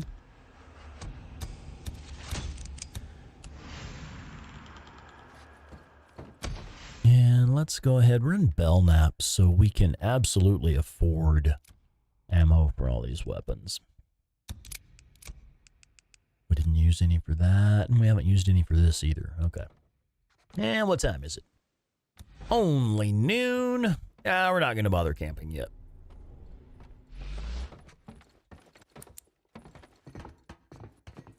Mark Brewington. Mark, what's up, man? Yeah, rippers are in season right now.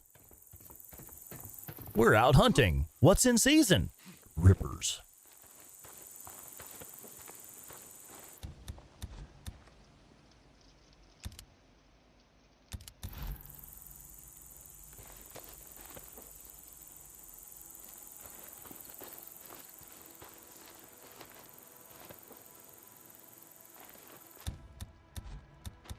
Yeah, I guess we don't need any sterilizers. Now, why is there nothing in the magazine for this weapon? Dang it, Junior. Oh, and we should go... I didn't think about this. Since we're on a New Game Plus playthrough, the magazine upgrades have not carried over. The US 5.56 should be like 50 rather than 30, and the MG45 there should be like 90 or something rather than 55. We need to run down to Wizard Island and grab the magazine extensions for both of those weapons.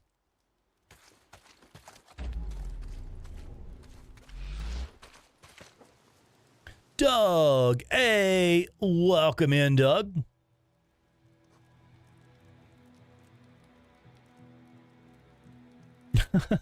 Locked down in your hangar for the weekend.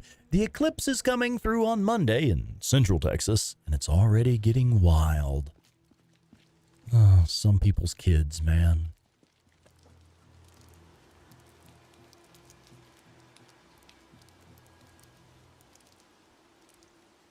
I do know a little bit about that. Not much. I'm honestly not well read on the subject. It's different purposes is what I understand. Is like the we're talking about like the Delta 8 and 9 is like, what is it, like CBD or something? I think it's more like you get the physical effects. For example, like it helps with pain management and stuff like that, but it is not intended to really make you feel euphoric or intoxicated at all.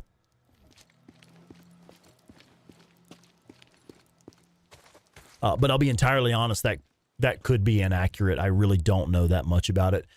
Really, I'm learning more about the aspect of growing the cannabis plant more than consuming.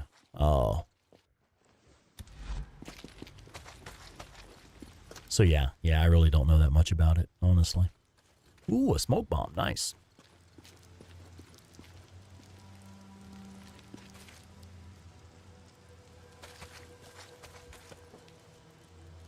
Diet weed.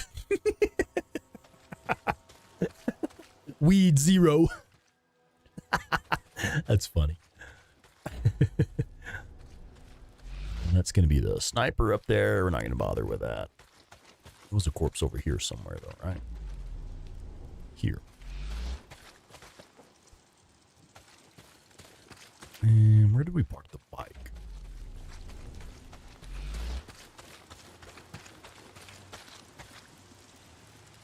Oh yeah, I mean it's end user serviceable. You know, the US 556 is, you know, it's, I'm not gonna say easy or simple to maintain, but it's pretty easy and simple to maintain. Any grunt can learn how to use it. Parts are common for it. Even custom, you know, parts to customize it would be fairly common. Even in the apocalypse, ammo would be fairly plentiful. Maybe plentiful isn't the right word, but you would be able to find ammo for it. It's what we call common caliber firearm. 5.56 and 223 are fairly plentiful.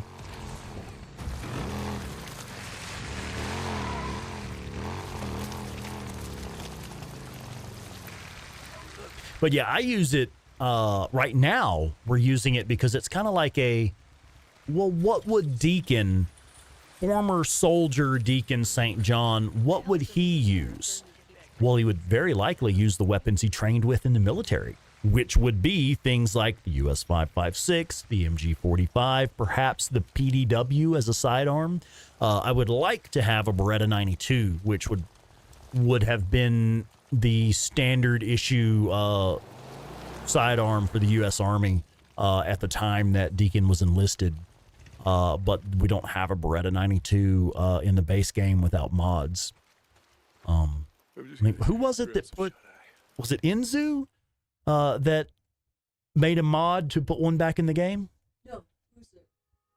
I'm sorry? Uzu. Yeah. Oh, it's a different person, yeah.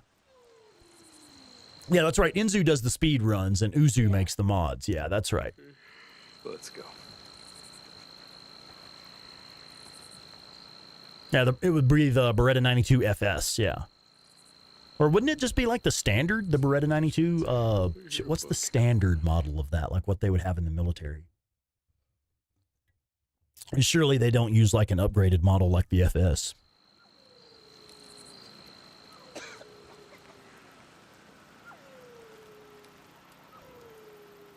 Yeah, Nomad, right? Where the fuck are they getting all that 7.62 ammo? As like the most common. Jerbear. Okay, 2 versions of the Beretta 92 FS appeared in the trailers and the pre-release screenshots, but were cut from the final release.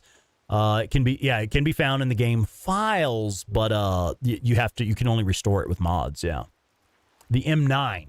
The M9 is an FS. Okay, I was not aware. I knew the designation M9, but that's actually one of my dream guns. I would love to have a fucking Beretta 92 FS. More time to rest. I like the open top slide. It's just a brilliant design. Makes it virtually, I will say virtually impossible for it to jam up or malfunction. As far as, you know, a malfunction with the slide.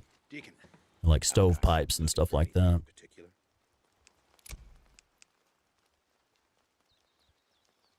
Yeah, I believe they have gone to SIGs. I know they've changed, but I don't know what they finally went with. It was some kind of 6 hour. Is the P226 or something like that? I honestly don't know. I'm guessing.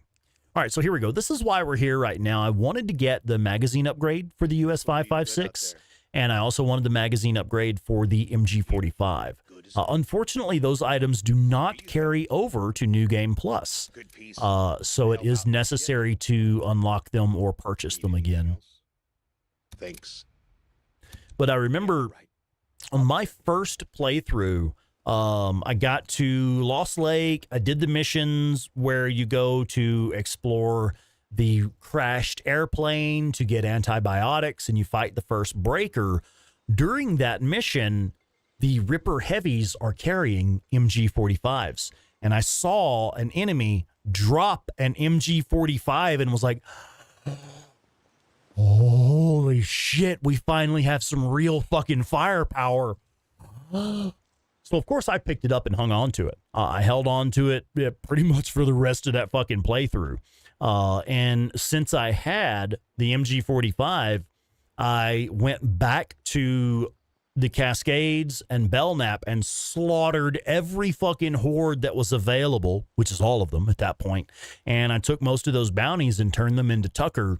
I only had to do 1 or 2 missions for Tucker and turn in all those bounties, and I was able to hit level 3 and purchase my own MG45 plus the extended magazine. And I went ahead and purchased the US 5.56 plus the extended magazine. And like I say, that's what I used for the rest of my playthrough until I got to Wizard Island and probably got something like the Chicago Chopper and the BFG, I think, was when I finally switched it out for a different loadout. But from that early point in Lost Lake until late game at Wizard Island, like level 2 at Wizard Island, when I switched to the Chopper and the BFG. So, I mean, those absolutely, these 2 guns right here purchased at level 3 at this camp in the early game carried me through most of my first playthrough right there. I used the US 5.56 for my stealth and medium to long range option, and used the MG45 for pretty much everything else. Anytime I needed to go loud, I just pulled out the MG45 and just fucking went loud. And for that reason, the MG45 is still one of my favorite weapons in the game. I'd say if I had to list my 3 absolute favorites, it would be the auto shotgun, the MG45, and the SMP9. And again, that's not a great loadout. I mean, shit, I guess you could do some real damage with that as your loadout. Something specific? But you don't have any long-range scoped option with that. Needs a tune-up.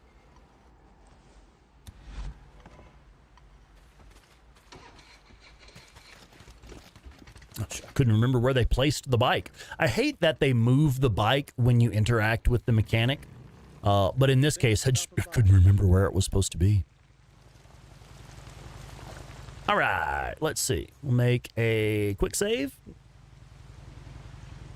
Hello and welcome in. I apologize. I cannot read that language. Somebody Google Translate that for me?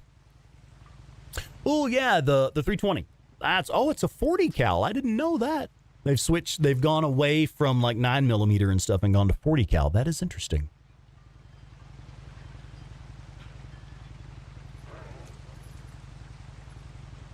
All right. So what I'd like to do next is the remaining ambush camp here. And that's going to be these guys right over here.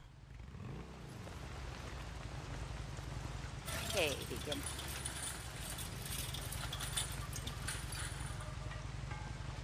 Wait a minute.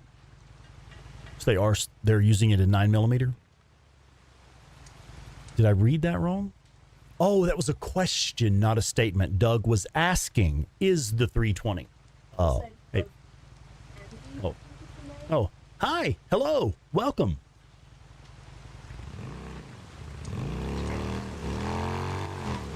So yeah, the P320 is in fact 9mm. So they stuck with 9mm. Okay.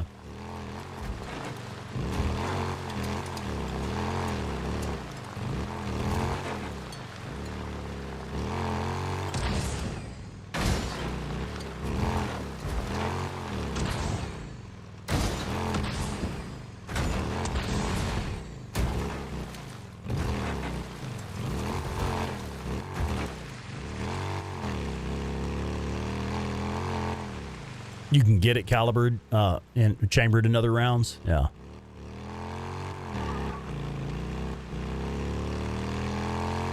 Yeah, I personally have the, what is it, the Hornady critical defense rounds in my 9mm, my concealed carry pistol. That's some scary shit, dude. God forbid I ever have to use that on another human being.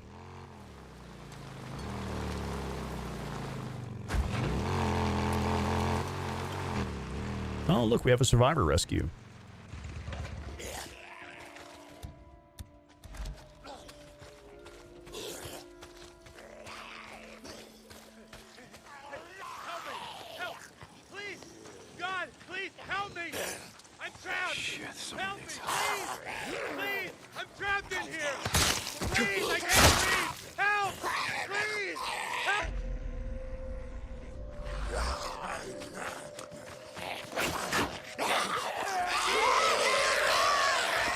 Knew there was another one nearby. There she is.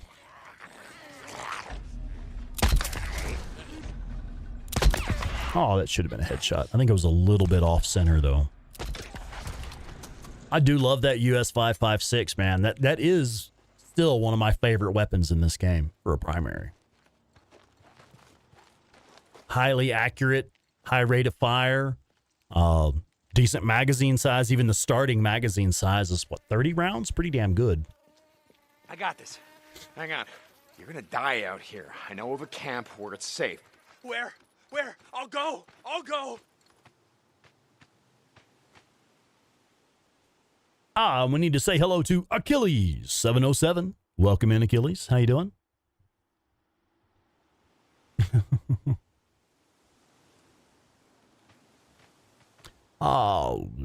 Copeland's camp, whatever. Does it really matter at this point? No. It's safe there. Now, just for any new players who are coming in looking for tips and tricks or advice or whatever, or for folks who just don't know this yet, when you are making the decision of where to send those survivors, what I have found the best way to make that decision is based off of where you want the boost with trust. Wherever you would like to get a trust boost, send the survivors there. So I should have shown it while I was still on the screen. You'll notice you get 0 trust for sending them to Tucker's camp, which means there is essentially 0 reason to send them to Tucker's camp. I always try to make that decision based off of where I will get a trust boost.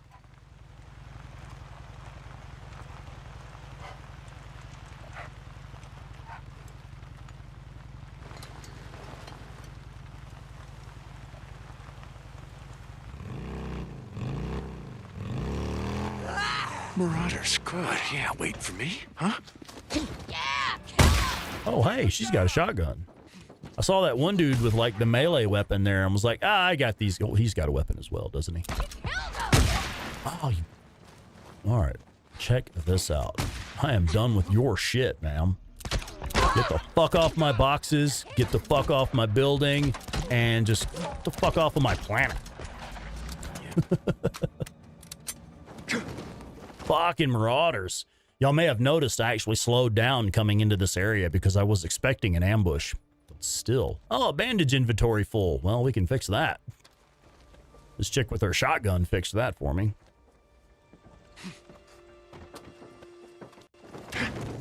Ooh, gunpowder. That's handy.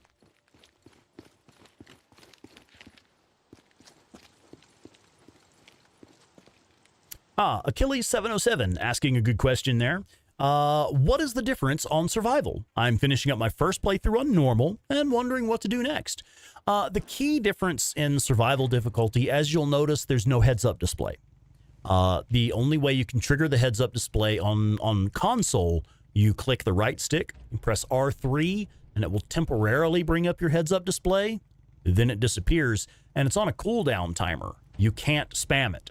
You have to wait several seconds before you can bring it back up. So the key difference there is that you have no heads-up display, and the next difference would be that you have no fast travel. Fast travel not, you can see there in red, fast travel is not available in survival mode. So that's the two main differences there, no fast travel and no heads-up display. Aside from that, there really isn't that much difference. The enemies may be a little bit more bullet spongy if you're doing body shots, but generally speaking, headshots are still one-shot kill on all but like the most dangerous enemies. Like if you're using the BFG on a breaker enemy, it's still going to take sometimes 3 to 4 headshots if you're on survival 2 difficulty. So it can be a little bit more bullet spongy.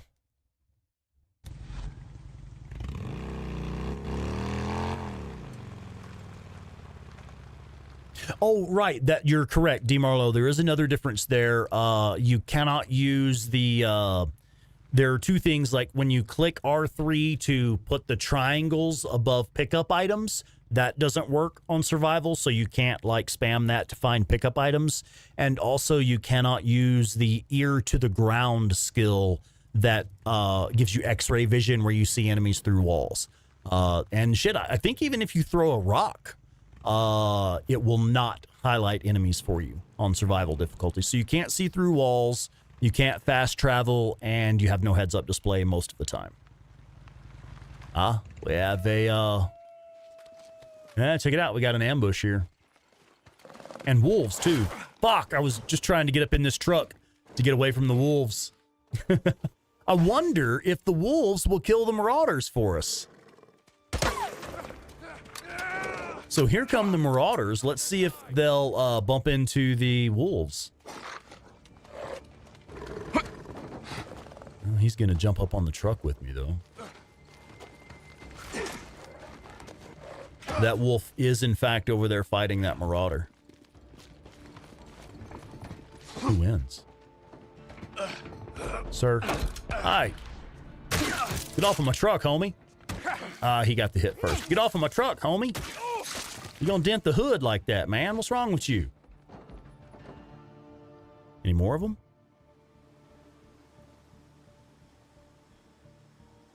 Okay, so the marauder won against the wolf. That's interesting. Or no, did they kill each other? Because I know Nah, that's the one I killed. Okay, never mind. I was curious.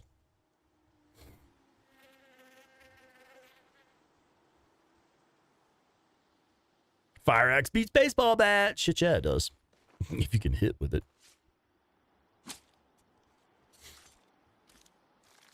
Fresh meat.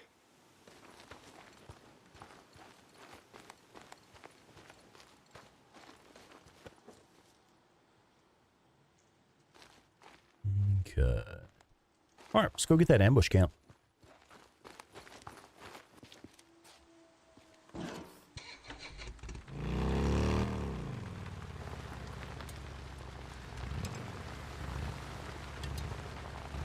Nomads. Yeah, I know. That's where we're headed, Deacon. How long you been up here, huh? Setting up ambushes, hitting supply runs.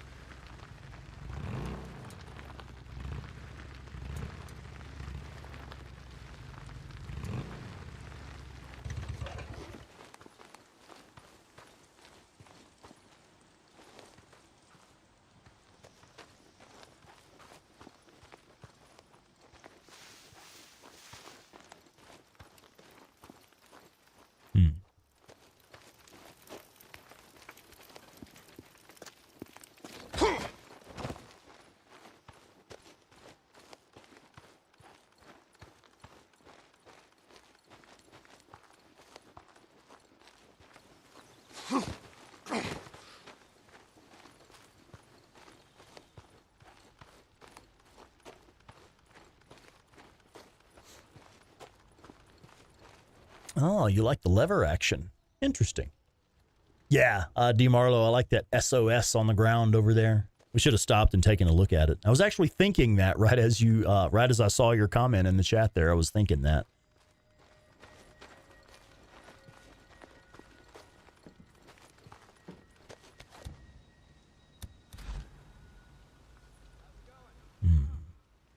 I don't think we're going to get a headshot kill on this guy at this range.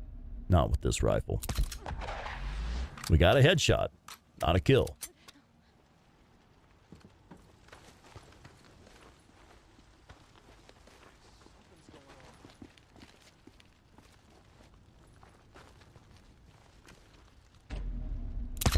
murdering That was a kill. assholes. Can't let any of them get out of here alive.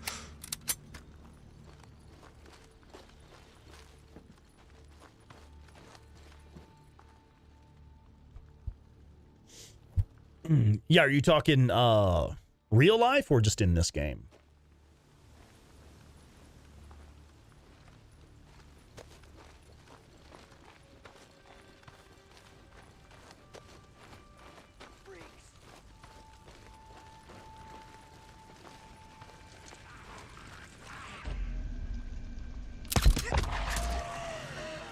Oh, the little horde is loose down there. Why is the little horde loose down there?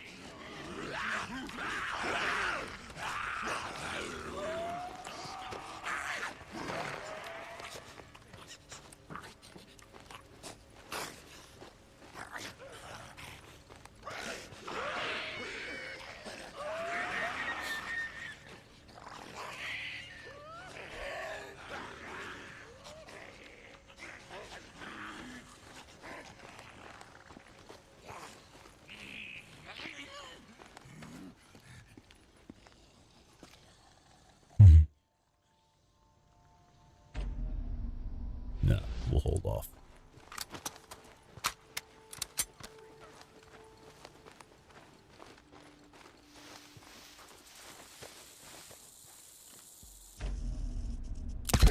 Drifters you ambushed down there, huh?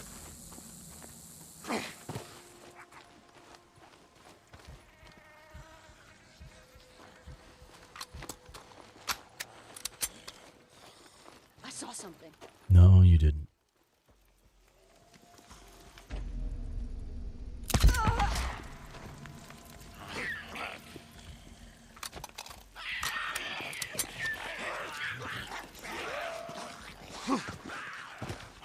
I'm not sure why the horde is active down there.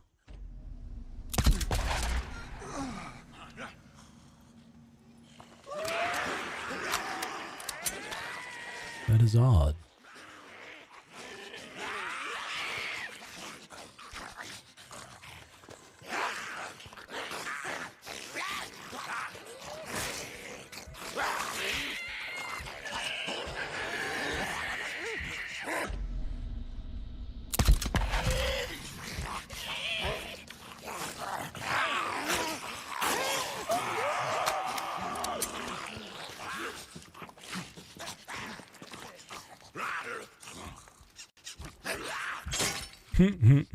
Did that on purpose.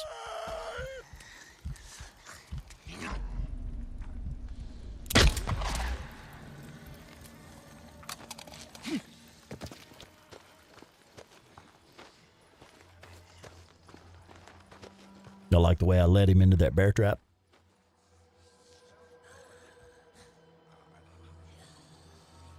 Ah, short round. This is one of your favorites because of the horde.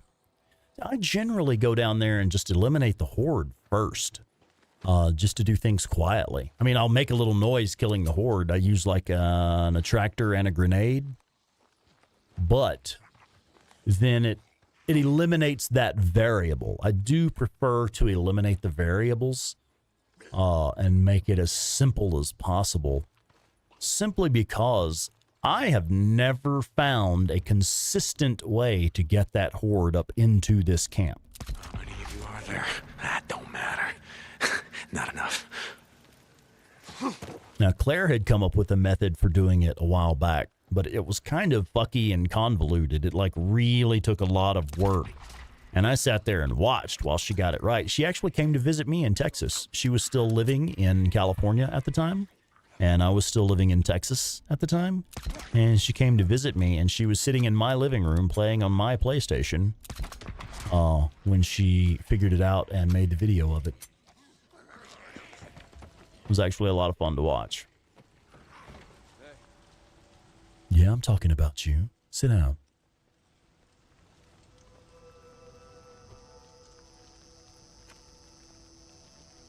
Okay, we only have 3 left. I see 2 here. Not sure where the other one is at.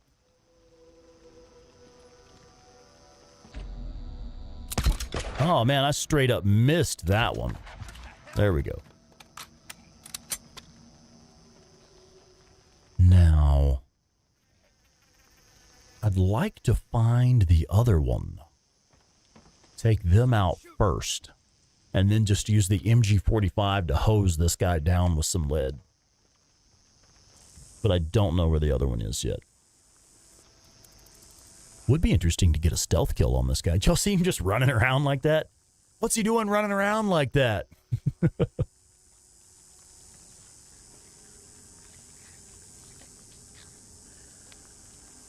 Who fan won? No, I already knew, man. I already knew. Oh, flashbangs, yeah. We could do that. Shots fired.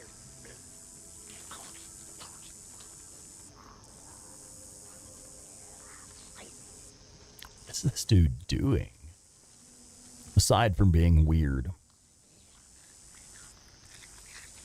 Here you go.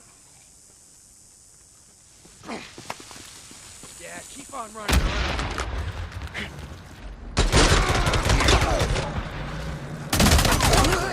One more left. Well, that got the Horde's attention. Let's see if we can actually get them up in here now. There's one dude left. Maybe they'll find that one asshole for me.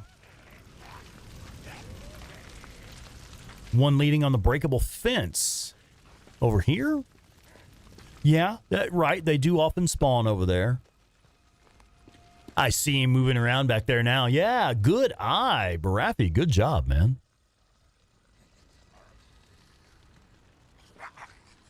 I just barely see him there. That's the last of them. Guess your days of setting ambushes around here are over. Nice. Bunker. Yeah, I bet they had a bunker. Just gotta find it. Okay, so this little mini horde is headed back to their cave there.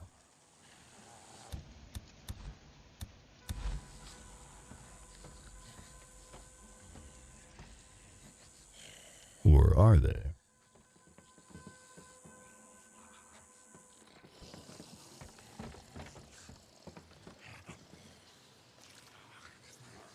No, they're like wandering around. I don't know that we can get them grouped up to kill them easily. I'll just run down there with the MG55. Or 45, rather. The MG45. Fuck you, Ryan.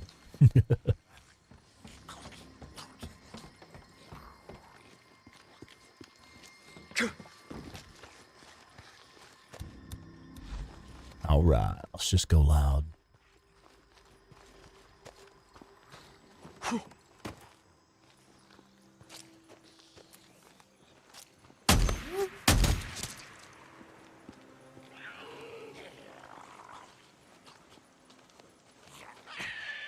There they are.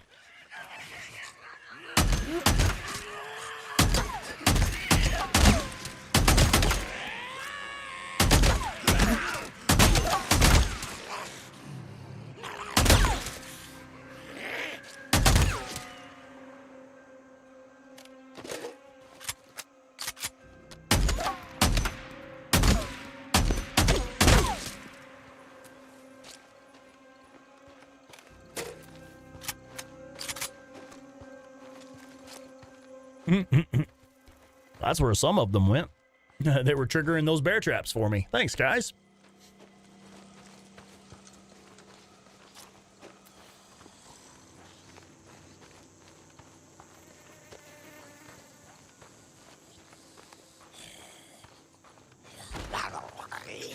Gotcha.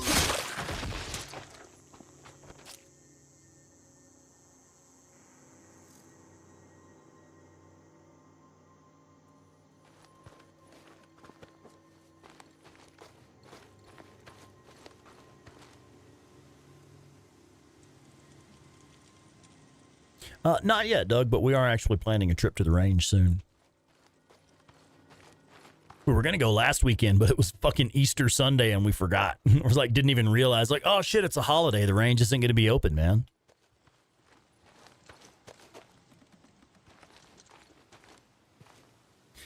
Boo Boo, the last Boy Scout. Welcome in, Boo Boo. How are you? Good to see you.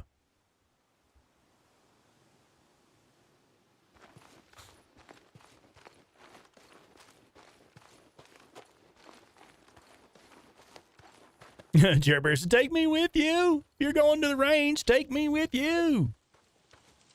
What the monkey butt is going on here? Look how this freak is all like collapsed in on itself. It's just like, whoa. It's like each leg, but the rest of it is all like smashed together. It's like a fucking singularity happened right here at this bear trap, and like the freaker just collapsed in on itself. It's fucking nuts, man.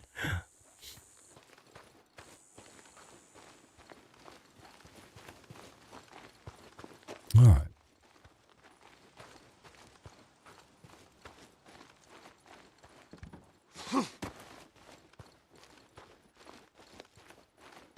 Oh, you'll load the magazines? Yeah, shit, you're invited. Ammo's expensive.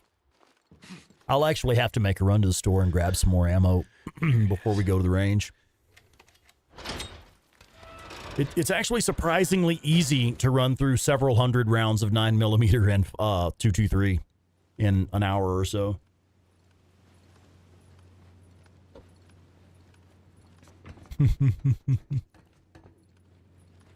Joe, you missed that story?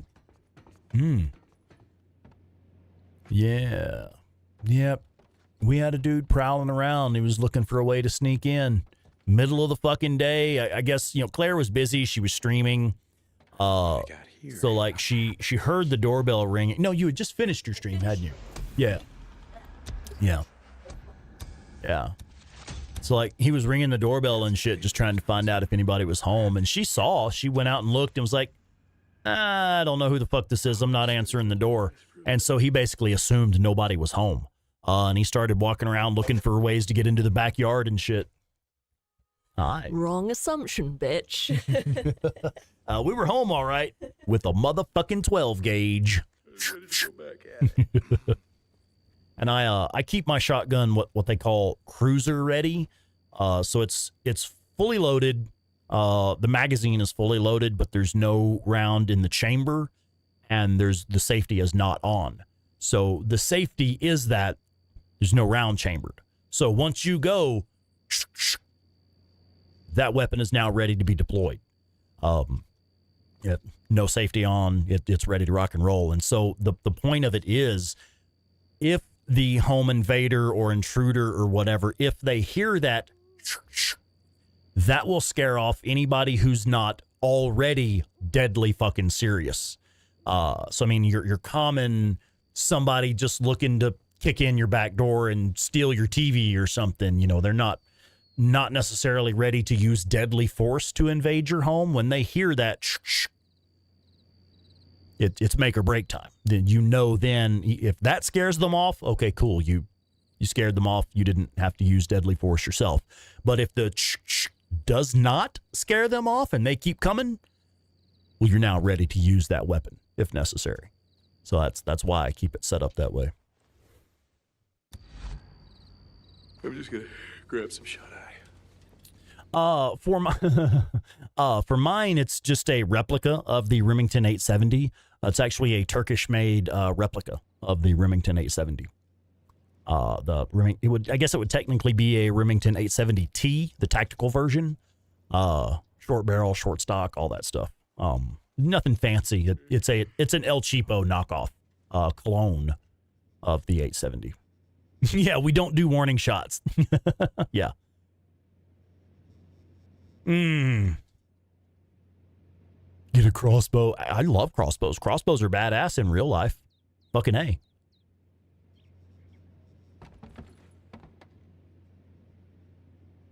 I'm actually not familiar with that cross bolt safety versus tang safety. I'll be entirely honest. I don't know the vocabulary. I don't know the difference there. I guess cross bolt is where you push the button in and it mechanically blocks the trigger. I don't even know. Like I said, I don't keep the safety on mine. I don't use the safety on it. I just don't chamber around until it's time to get someone's attention with it.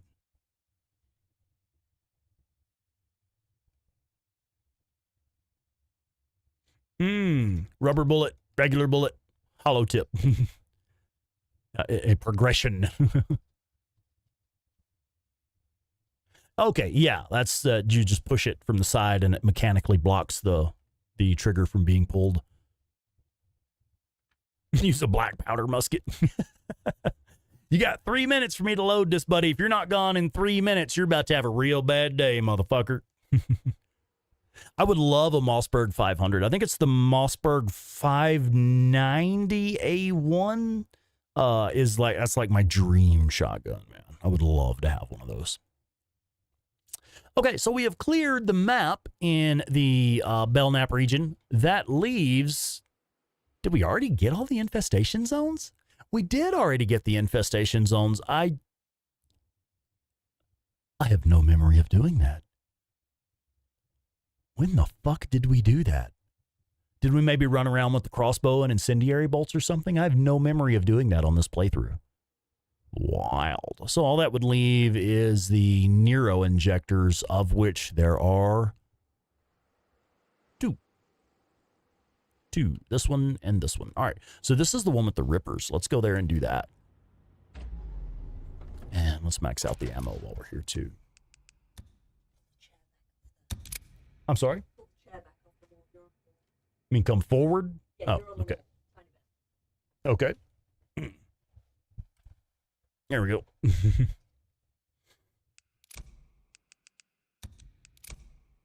We did use a bit of this, didn't we? Okay, magazines are full. Let's go. And the ladder is right there.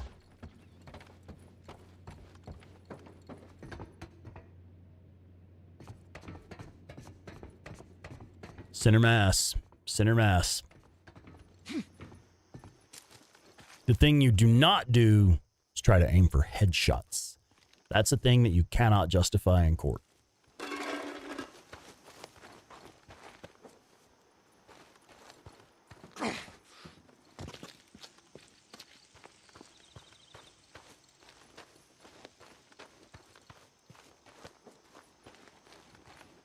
Oh, damn. We got 2 spark igniters and a box of nails off of that one corpse. Wow.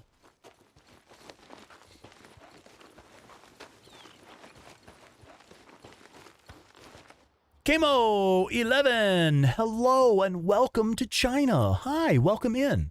It's good to have you here with us.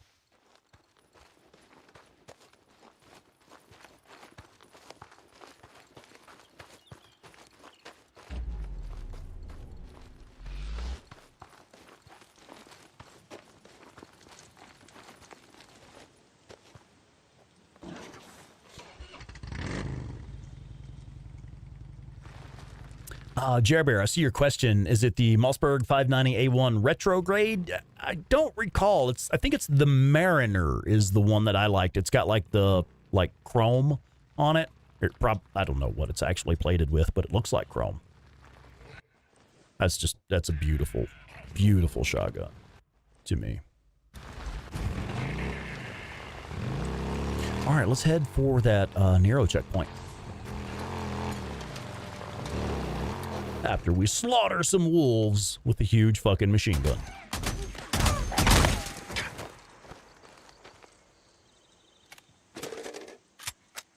Got more? They always bring friends.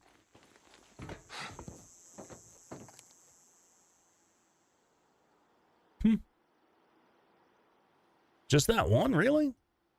I'm kind of disappointed.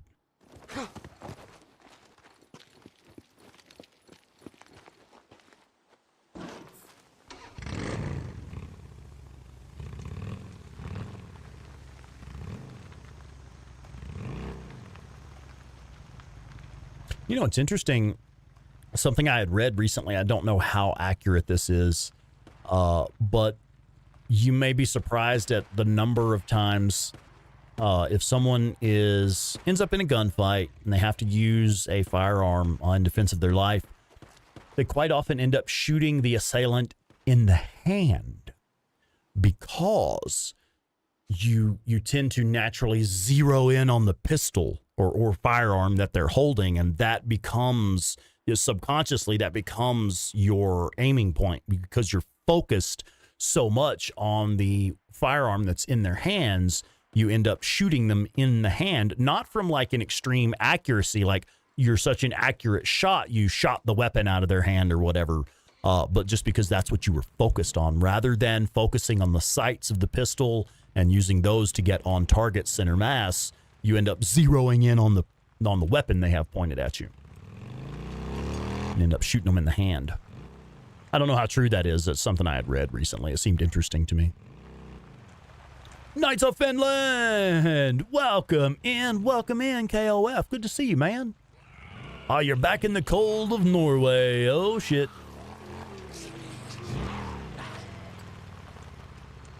A target fixation. That's the word I'm looking for, yeah.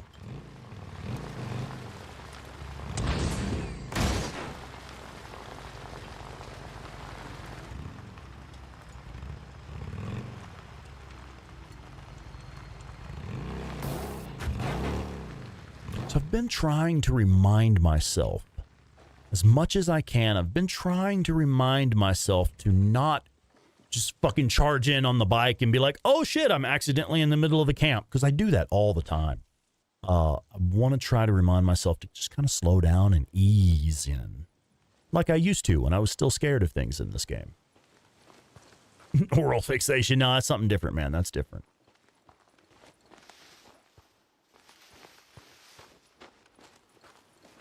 Not any less fun, necessarily, but different.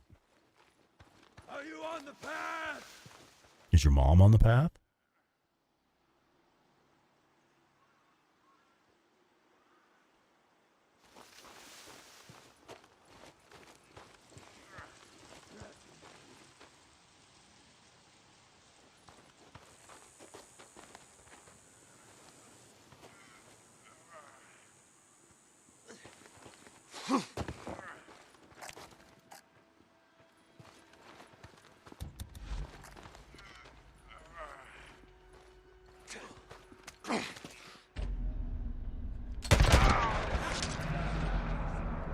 Oh, I didn't have a suppressor on it. God dang it, Junior. Why didn't y'all tell me I didn't have a suppressor on that thing? Yeah, just ease on in and forget to put a fucking suppressor on it. Oh, goodness, goodness, goodness. All right, let's try that again.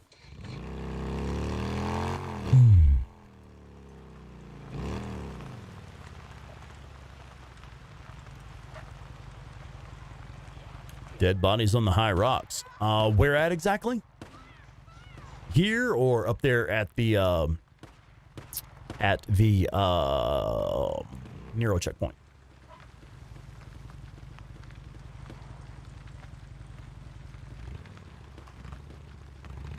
I'll have a look at that.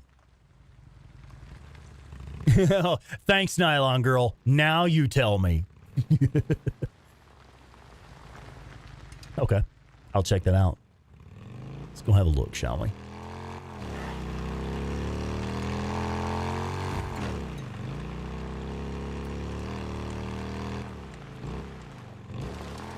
X's up on the high rocks. Now, I noticed there were some deer running around over there. So, is it possible that maybe it's deer that have spawned and... Well, I don't know. All right, so this is about where we were. Again, we have deer running around down here. Let's check on the... Let's use the bike to expand the radius of the minimap. I see one corpse there, but I think that's just like one of the corpses that's down there at the Nero checkpoint. It's where you cannot reach. Mark, psst, hey Rex, suppressor. Wink, wink, nudge, nudge.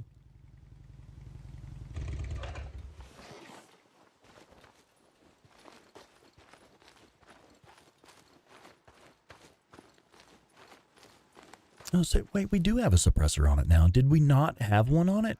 Oh, the fucking suppressor's at 3%. Donkey penis. All right, hang on. I guess that's one reason to go back to Tucker's camp. All right, we'll come back and do this place in a minute.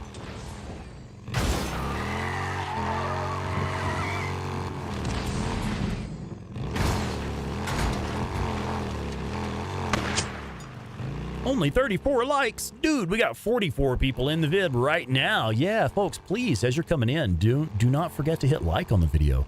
And thank you for pointing that out, Thrash Monkey. I appreciate that. That actually really does help the channel.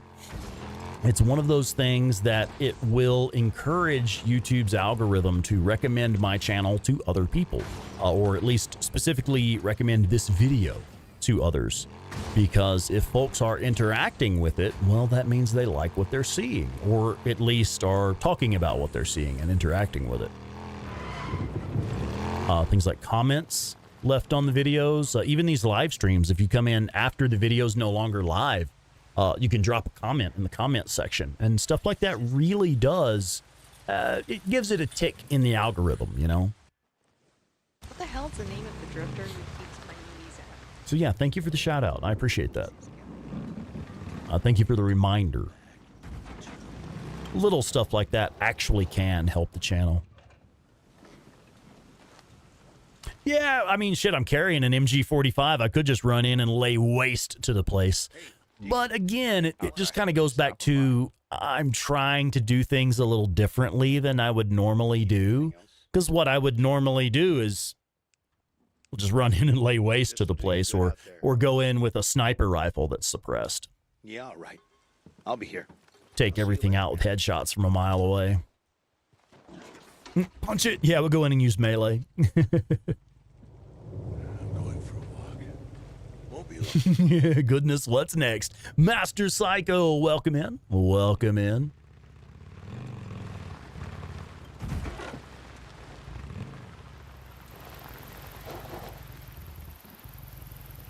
All right, now let's try that again.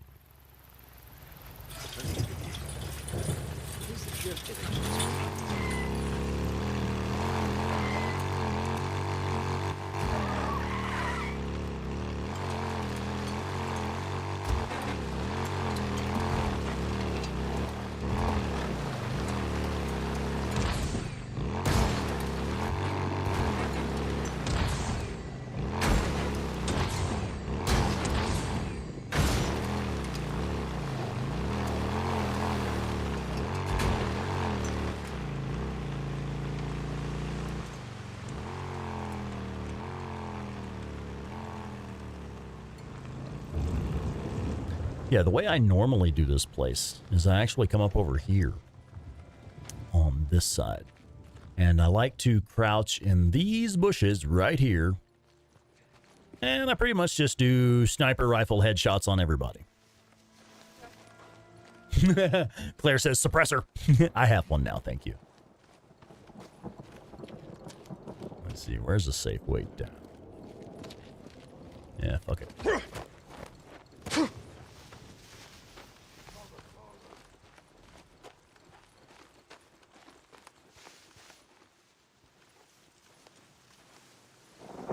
Oh, Doug, that's what you're doing in yours. That's your first New Game Plus playthrough? Nice. Just running around laying waste to everything. I wonder. Look, we're hidden in this tiny little scrap of bushes. You can see, I'm going to bring up the minimap again here in a second. And you can see the little eye with an X through it. That means you are hidden. Because if I step out of it, I'm no longer hidden, right? You can hide in that little scrap of bush. Oh my God, that's hilarious.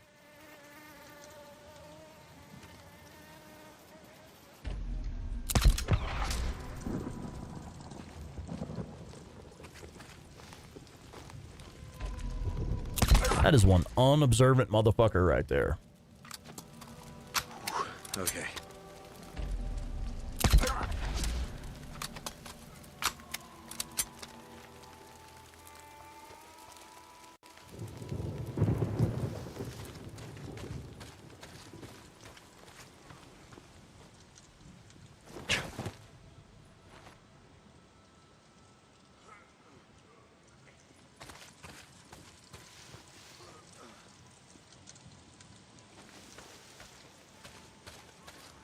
There we go.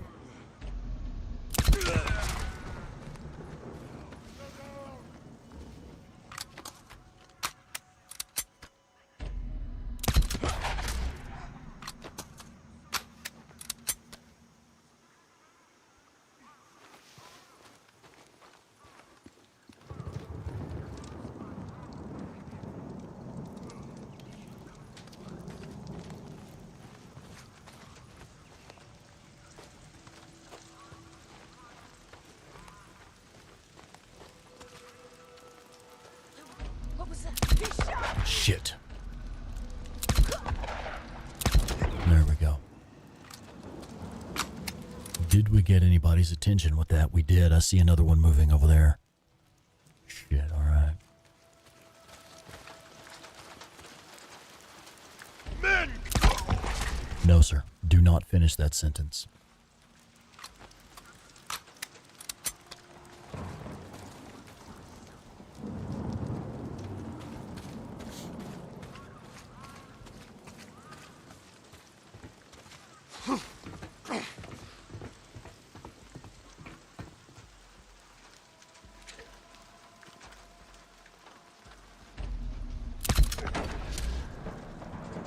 Love that US 556, man. That thing is so accurate. It's just sick. Especially for something you can get from one of the 2 early game camps. You get this weapon at Tucker's camp, man.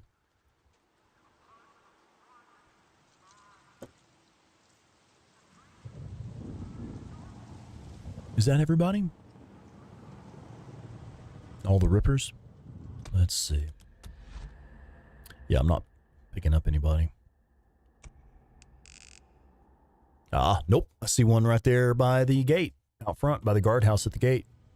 They were blocked by that canopy right there. I wonder if this is the last one. Goddamn rippers. Killed him on his smoke break. Oh, that's brutal. I think we're done here.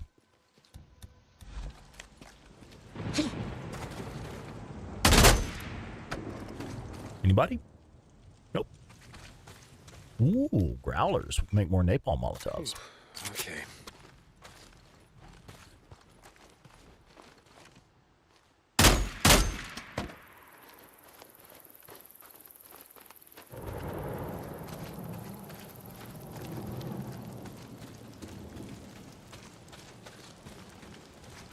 Oh, Cap, you got to drop off for a work call? Dang, man.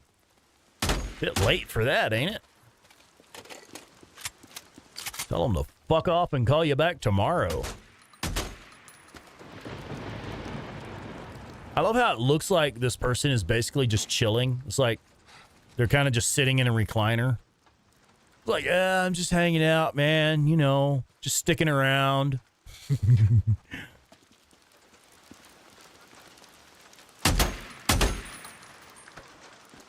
Here it is.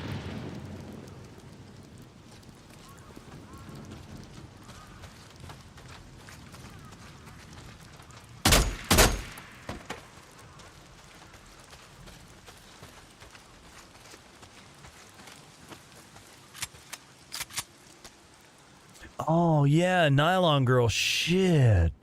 Wouldn't that have been awesome if that had come just a little bit later and you would be off with pay for the week of Days Gone come? Damn, yeah. That's fucking bullshit.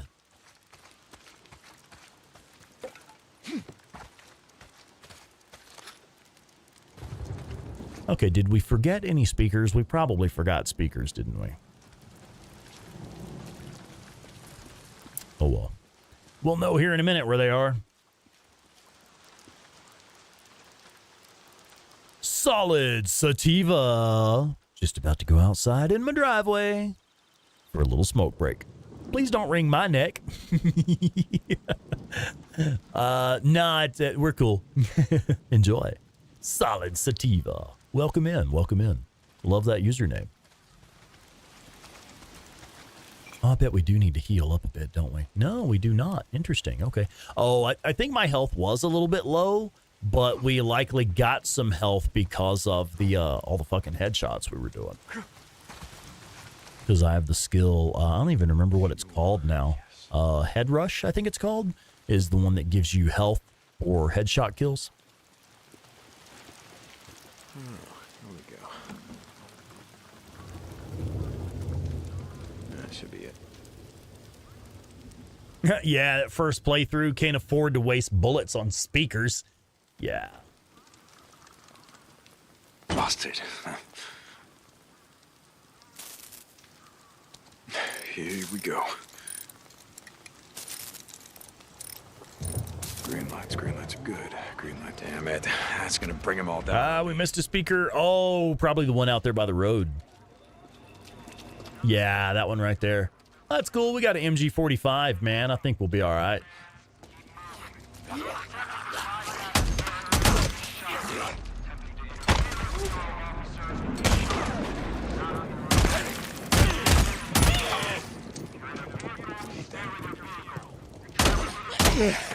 Finally. Shut the hell up. Yeah, check it out. This dude's just sticking around, too. Just sticking around in my lazy boy. Ah, 2 scrap. That's right. We do need some scrap now, don't we? Just one more piece? Wow, okay. Nice. And there's some gear to pick up right here. Hey,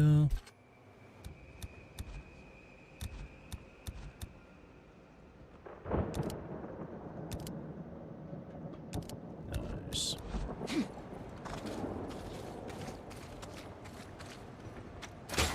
All right. Here we go.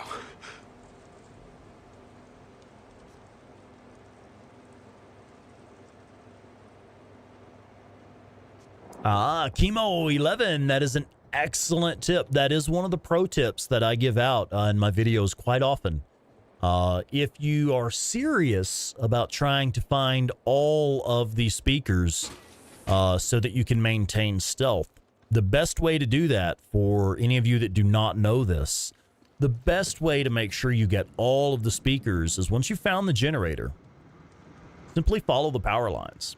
If you follow the power lines to each point where they terminate, you can see clearly where speakers will be at. So that is actually an excellent tip. Just we're kind of at a point now where it's like, well, if I accidentally leave a speaker on and draw some freaks in, I'll just pull out the MG45 and lay waste to them. Is that what we were calling it?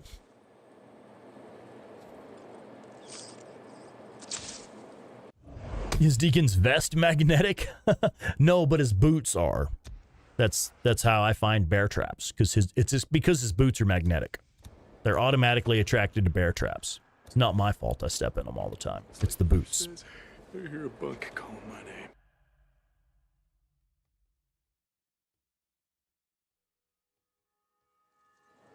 Basics of pain. Welcome in. Hi, what's up, man?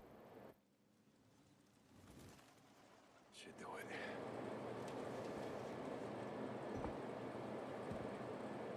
One more time to make it daylight. And I think there's, what, one more Nero place here? Let's have a look. Take a look at the map in a second.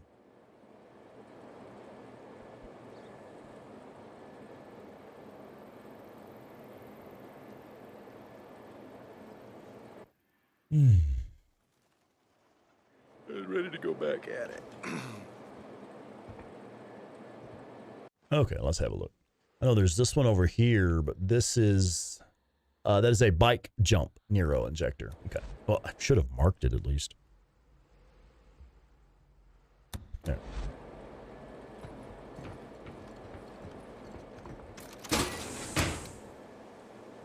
Oh, no shit. Solid Sativa. This is your first time finishing Days Gone just today.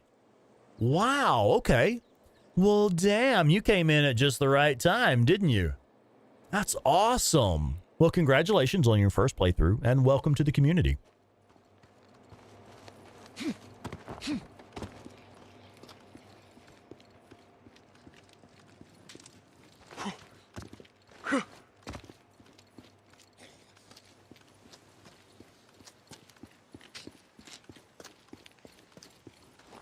Yeah, welcome in. Solid Sativa, are you familiar with the Days Gone podcast? If you're a fan of the game, you should definitely check out Days Gone podcast.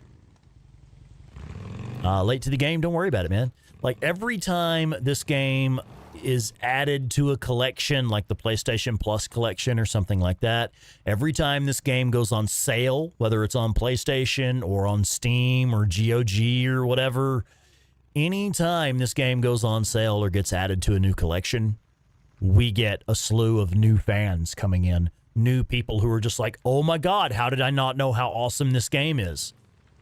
Never fails. Every time it goes on sale, we see a flood of new fans on the Days Gone subreddit. And here in these streams as well. I personally stream this game every Friday.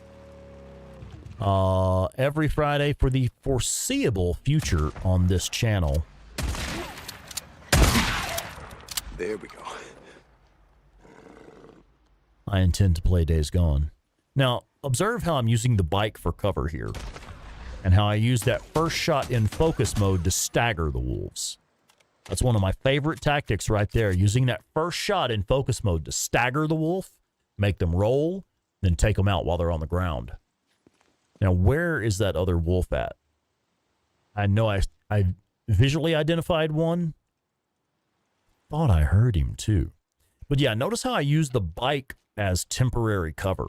It absolutely does work as an obstacle to force the enemies to approach you from one direction, and also to just put a little barrier between you and them, just something to slow them down while you line up your first couple of shots. It's a very effective tactic that I do not see. I've never seen anyone else use it, which really surprises me, honestly.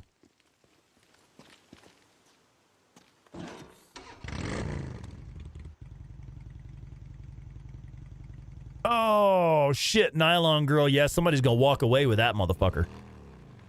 Dang. Rip your good water bottle. Yeah.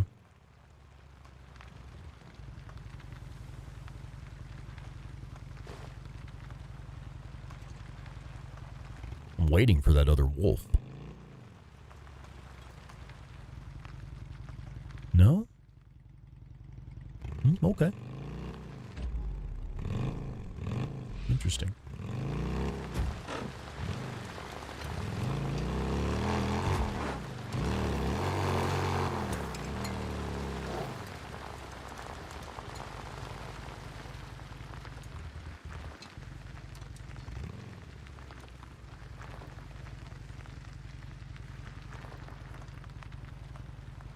And it's also common for wolves to spawn right here at this bike jump, or near this Nero injector. At least that, there they are right there.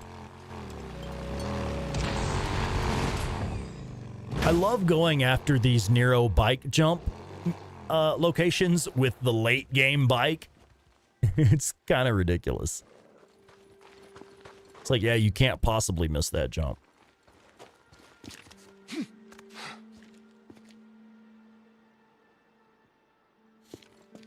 Now, of course, we don't need these. This is a New Game Plus playthrough, so it's really not going to do anything for me. I just like clearing them off the map.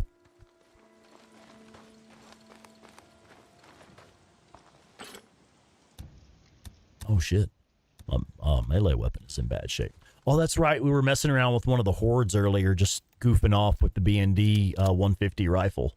And I used my fire axe quite a bit. Nero had all the good shit.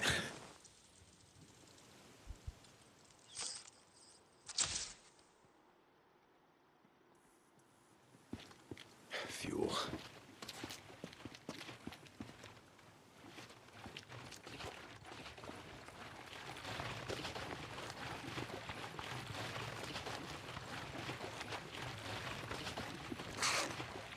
Yeah, Nylon Girl, I'll tell you what, this was entirely my fault, but I lost something good at work recently. Okay, you have officially pissed me off. You just knocked over my bike. Where's that coming? Oh, shit, look it up. Oh, never mind. I thought it had, like, fucked up her legs, too, but it destroyed her head. Wow. Use this. Well, it's a good thing we didn't really need that fuel can. But I'll show y'all an interesting trick. Check this out. So we just used that fuel can to blow somebody up. If you save your game and then load your game, the fuel cans will respawn. So this is actually a handy trick if you've just used one or kind of wasted one to Shit, you use it to burn out a freaker nest or something. If you head back up there after reloading the game, it should have respawned. It should still be right there. So we were able to get that kill on that asshole who was messing with our bike. And we should still have one up here that we can use to refuel the bike. And there it is. So these will always respawn after you save and load your game. Oh, and it blew up. No, there it is. Cool. I thought it had like bounced off or something. Needed this. Handy trick, huh? You probably picked up every mushroom on the map twice. Got a thing for mushrooms, do you?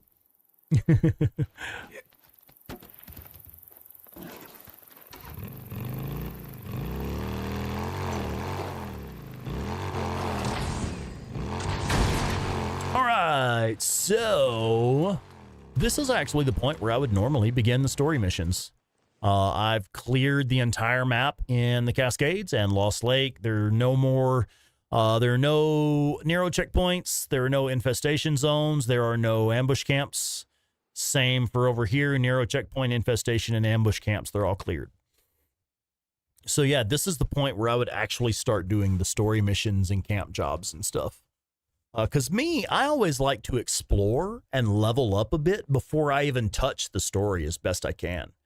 But yeah, I was going to tell you my little story. I lost something really good at work recently. As many of you know, I actually work in the cannabis industry here in Colorado. I work at a indoor hydroponic grow operation. And it's one of the few 5-star grow ops in the area. But I was working and I had some really nice Samsung Galaxy earbuds, and I had them in and I was working, I was jamming and working, and somebody came up and needed to talk to me. So I popped one of them out of my ear and dropped it in my shirt pocket. As we wear scrubs up there. So I dropped it in the shirt pocket of my scrubs, talked to my coworker, whatever we needed to talk about. I went back to work and I left it in my shirt pocket, like in case somebody else needed to talk to me. So I only had the one in. And what I was doing at the time is we had just done harvest. So all of the tables were laid out. They were empty of plants, but there's still like bits of bud that have just dropped onto the table while we were harvesting. And so somebody has to go along and lean over the table and pick up those pieces of bud and drop them in a little bin. And then you go along and you vacuum up the tables, and then we scrub them down with like fungicide and stuff like that. So we were in the stage of cleaning off the bud before vacuuming the table. And I know I leaned over that table to pick up some of the bud off the table. And that fucking earbud fell out of my pocket onto that table. And immediately after, I'm going back with a massive like industrial shop vac. I know for sure that fucking earbud got sucked up in that vacuum cleaner that was full of pot. It's wet, nasty pot off of the bottom of a hydroponic table. But still, that means I lost my fucking, my left earbud from my Galaxy Buds went into a vacuum cleaner at work. Pissed me straight off, man. Alexander, welcome in. This game is in your top 5. Wow. Okay. Yeah, right on. That's one of my favorites too. Welcome in. It's good to have you here with us. Yeah, Joe, thanks for putting that disclaimer in there. The Spawnicus Rex channel does not promote the illegal use of cannabis. Please follow your local usage laws and regulations. Yeah, definitely.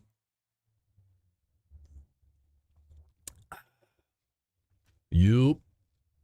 Oh, MacDougal. Welcome in, MacDougal. How you doing, man? That is heartbreaking. Yeah, my fucking Galaxy Buds, man. So I just went and got some El Cheapo Walmart brand earbuds for like $10. And what I did, they're the ones that they're on a long cable. They're on a cable and the earbuds are attached to the ends. So what I did was I just took a safety pin and wrapped it around wrapped the cable around the safety pin, and I clip it onto the back of my shirt. So my earbuds are always just hanging off the safety pin on my shirt. Like, they're not going anywhere. They're not going anywhere. I learned my lesson the first time, man. Let us actually head back to Lost Lake. Head back to Belknap Hot Springs Camp and just resupply and everything. Because I know one of the things that made my first playthrough for me was I would touch base with the camps regularly. If I was near Copeland Camp, I'd stop in and buy some fuel, top off the bike, top off my ammo, rest for the night. You know, to me, that seems like a more accurate way to live in the world of Days Gone, because it seems like you would be taking advantage of those safe zones, be taking advantage of places where you can easily procure supplies, fuel, ammunition, things of that nature. Suppressors, the number one thing for me. I do go through a lot of suppressors, man. Good piece. Should help out in the shit. I would stop off to camp pretty much every time before setting out on another mission. Yeah, Nightlong Girl, you like that life hack? Yeah.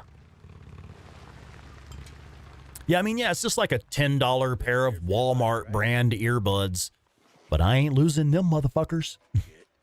Back to work. Get back. Who are you telling to get back? Oh, there is someone there. Oh, hey, dude, calm down. Hey. I've had enough. Hey.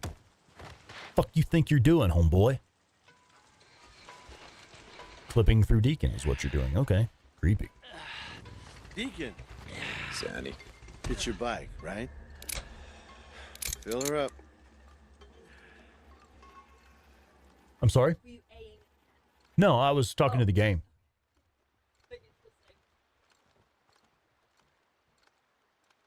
only one shoe from each pair. That is messed up. See ya.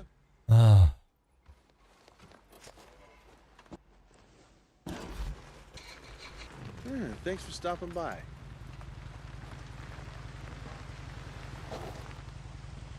All right. Okay, so this one, searching for something, this would be the one where we chase a Nero chopper and your first runner spawns in. And also we would then do the wrangling newts mission, I believe. So that actually sounds like a good place for me to shut this one down.